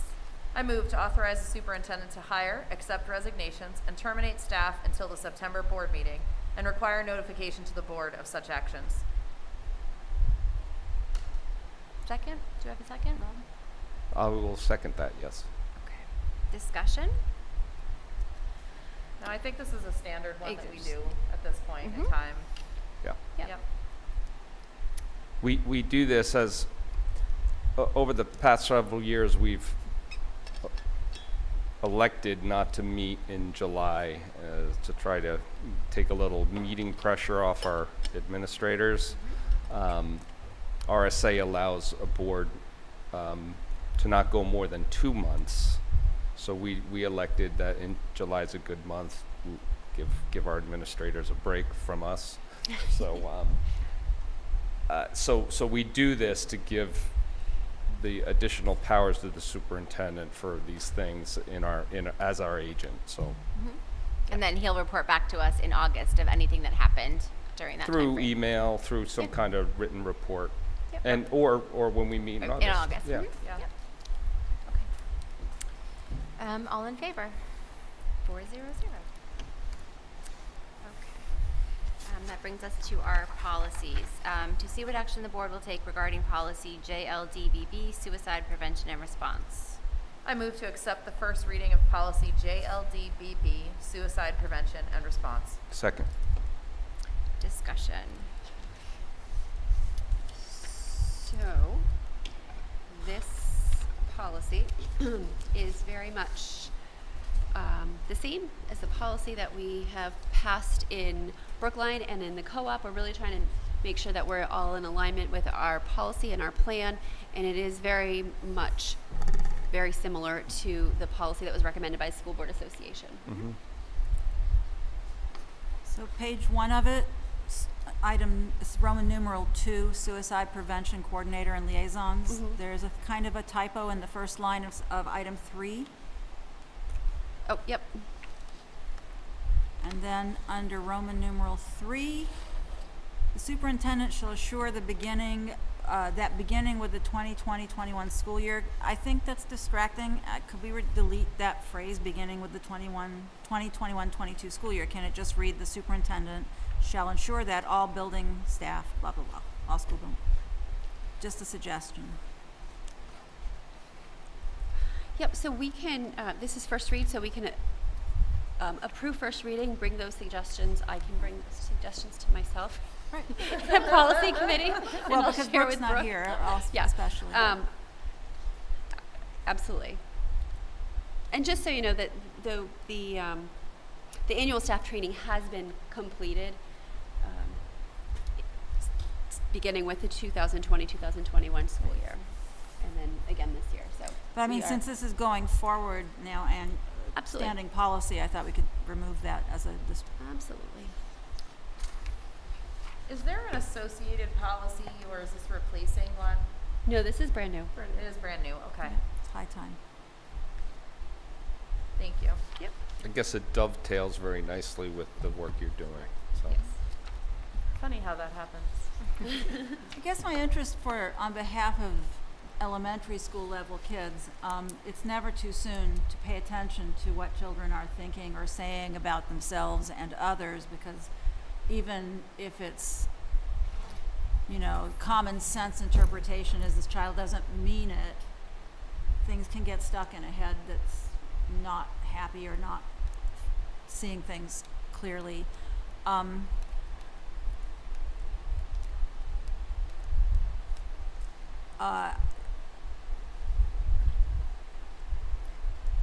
I'm sorry, I'm pausing because just an overwhelming topic. Somewhere in all of this, I'm sorry, I'm pontificating. I just have to find some way to get inside the heads of kids who aren't acting out, who can't be reported because they're not doing anything in particular, and yet they're suffering. And I don't know how to do that through policy or any. I think it begins with finding that one trusted adult, forming those relationships so that even the introvert who's not as outgoing, someone can be drawn to that individual and make that connection. Yeah, so when my now graduated from college child started college, the police chief at UNH stands on a stage in front of thousands of parents and hands out his cell phone number over a microphone. He's quite serious. And he and the housing director gave presentations to incoming parents that are just really overwhelming and in the positive sense. One of the things that they told us in our freshman year is exactly what you just said and what Lauren said during her presentation of all this earlier, and that is that there are national statistics that show that a freshman, a new student on campus who forges a meaningful relationship, some kind of real relationship with at least one adult on campus, can be reliably predicted to graduate. And that there's all kinds of studies on this, et cetera. And it struck me that it's very much the same, I think, my sense is, just like you guys just have said, that if each kid has that advocate, that person who sees them and makes them feel seen and can somehow win some part of their trust, then all of this won't be for naught. I know that's not what the policy's about, but that's the heart of the thing, right?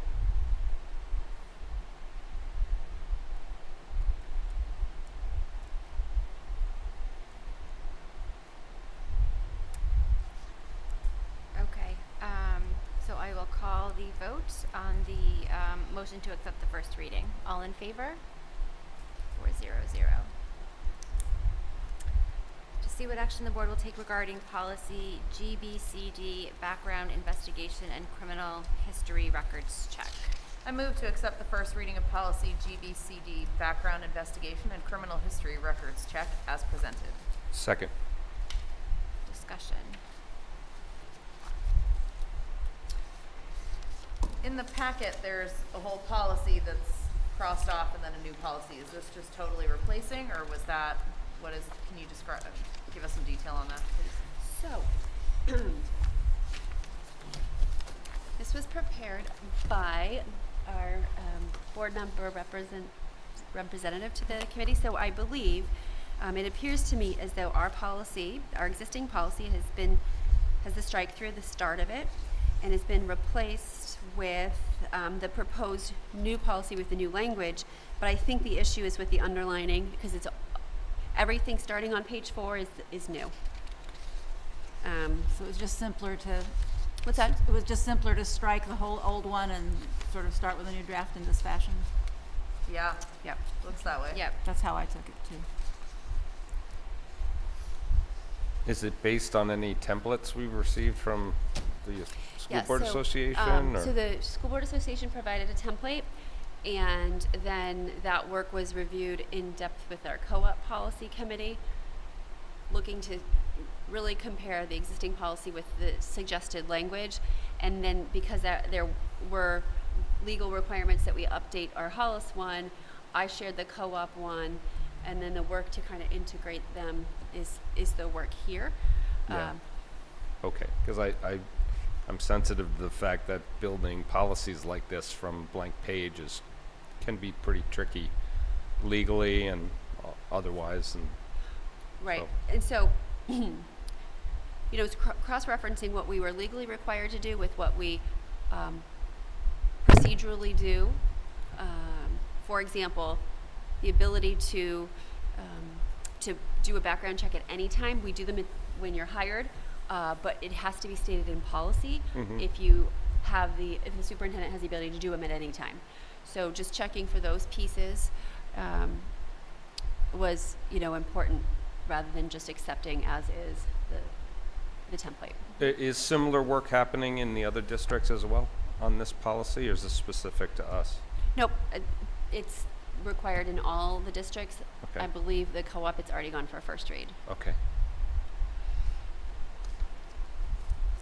There's a line in the last page, the last paragraph, it's all underlined at section N like Nancy. If you look about 4 lines down, it says employees shall be placed on paid administrative leave if not subject to and immediately discharged. And I think there must be a noun missing there. I don't know I'm curious what that.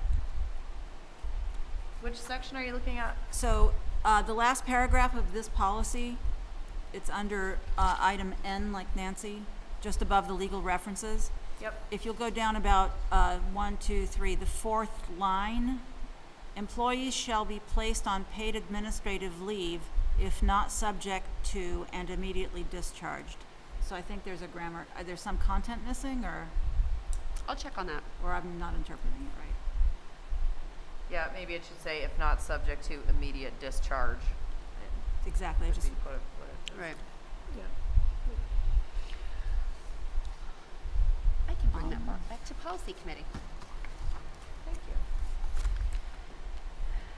you. Okay, any further discussion on that one? All right, so I will call the vote on accepting the first reading. All in favor? 4-0-0. And to See what action the board will take regarding policy JLD, school guidance and counseling program.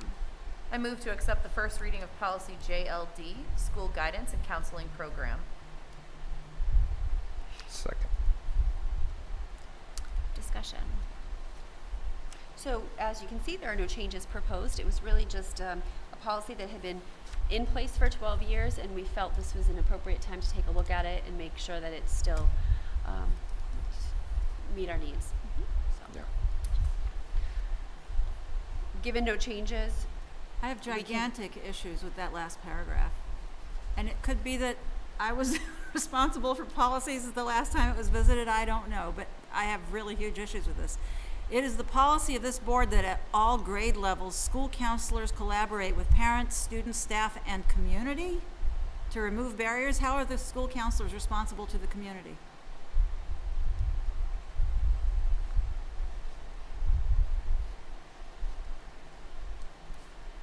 You see what my concern is? To remove barriers to learning and provide opportunities and supports to empower students to embrace their full, our staff can't be responsible to the community. Is that correct? I mean, do you see my point anyway? And then Yeah. further down, it says the guidance counselor is responsible for developing a program or plan that identifies students' success in academic performance, social awareness, and career awareness. Really? That's shocking. That's like the school counselor is responsible for that? For every student in the building? well, career awareness, I think it's very generically talking about roles in the community and very age appropriate. So we look at social studies lessons in the primary, and many of them are around the community and in different roles in the community. So that is career awareness of different roles that people That's play not in what that sentence says. That sentence says the Oh. guidance counselor is God in the building. That can't stand like that. Well, thankfully, it's It's first with the first vote reading. is going to go through first reading if we get to the vote, and then we'll be able to roll up our sleeves on that. I agree with what you're calling out, though. Yes, we're in It's discussion. It's very, been moved and seconded, we're discussing. it's That's my odd. discussion It's point. odd, right? So it needs work. Okay, so we'll take that back to the policy committee. Okay. Please. All in favor of approving the first reading? 400. I have just a general policy question. Do we have an update on or a timeline on having our policies reviewed by the School Board Association? Oh, that's right. So, Goodness. I am glad you asked, because I do have an updated policy index to send over to get that process rolling. I have to send that over supposedly July 1, and I don't know if it's going to be worked on immediately, but I Okay. will let you know. Okay. And is that for all three districts and the governing board policies as well? Well, it's for all three districts. I can submit for there are not very many, but yeah. Okay, let's do that. excellent. Okay, please do. Great. And we need a non-public. Do we need a We non-public? do need do. a non-public. Okay. Very quick. Okay, so I know Rob mentioned it in some commentary before we kind of go into that non-public last thing. Just to mention, is it still our intention to not hold a meeting in July? We wanted to make sure folks know that at this point. Is yes, that- well, in my discussions with Superintendent Corey, that is still the plan. Our next meeting will be August 3rd. I think it's August 3rd. Yes. First Wednesday of August. Yep. Yes. Yes. Perfect, That's thanks. the plan. Okay, so I'm looking for a motion to go into non-public, please. I move that the board by roll call go into non-public session pursuant to RSA 93-A:3-2A, the dismissal, promotion, or compensation of any public employee.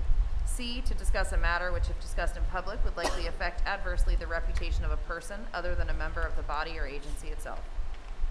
Second. Okay, I need a roll call vote, and I'll start with Tammy, please.